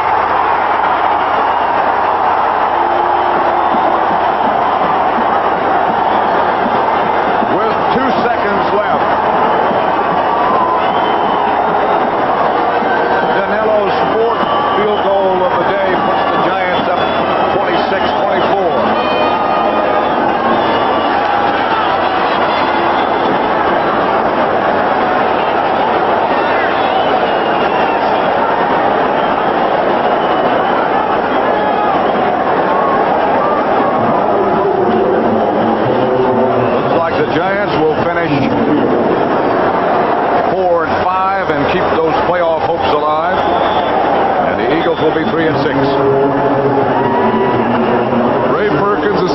Thank you, Joe Danello.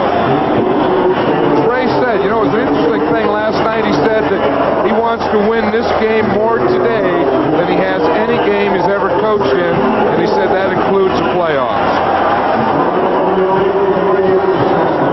There's an unhappy sideline. Perkins also said if the Giants don't get into the playoffs, he'll meet the press and the players tomorrow, and he'll be gone Tuesday. Tuesday morning, first flight out. Don't forget more football coming up. Stay with us. The Rams against the 49ers. What we might have coming up here, Pat, is one of those Cal Stanford plays, that big lateral play.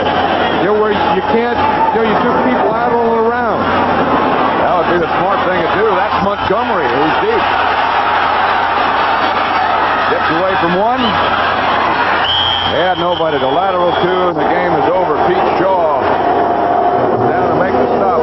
Ray Perkins will be carried off by the players. His last game as the head coach of the Giants.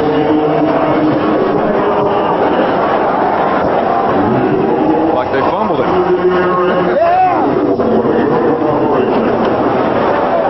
But he did a great job with that team in 5 years. Congratulations to you. He left Great game. a lot more than he took over. We asked him last night if he thought he was leaving a contender, and he said no, but I'm leaving a lot of good young players. He said they will be a contender. Pat Summerall for John Madden from Veterans Stadium in Philadelphia, saying so long for this afternoon. The Giants winning 26-24.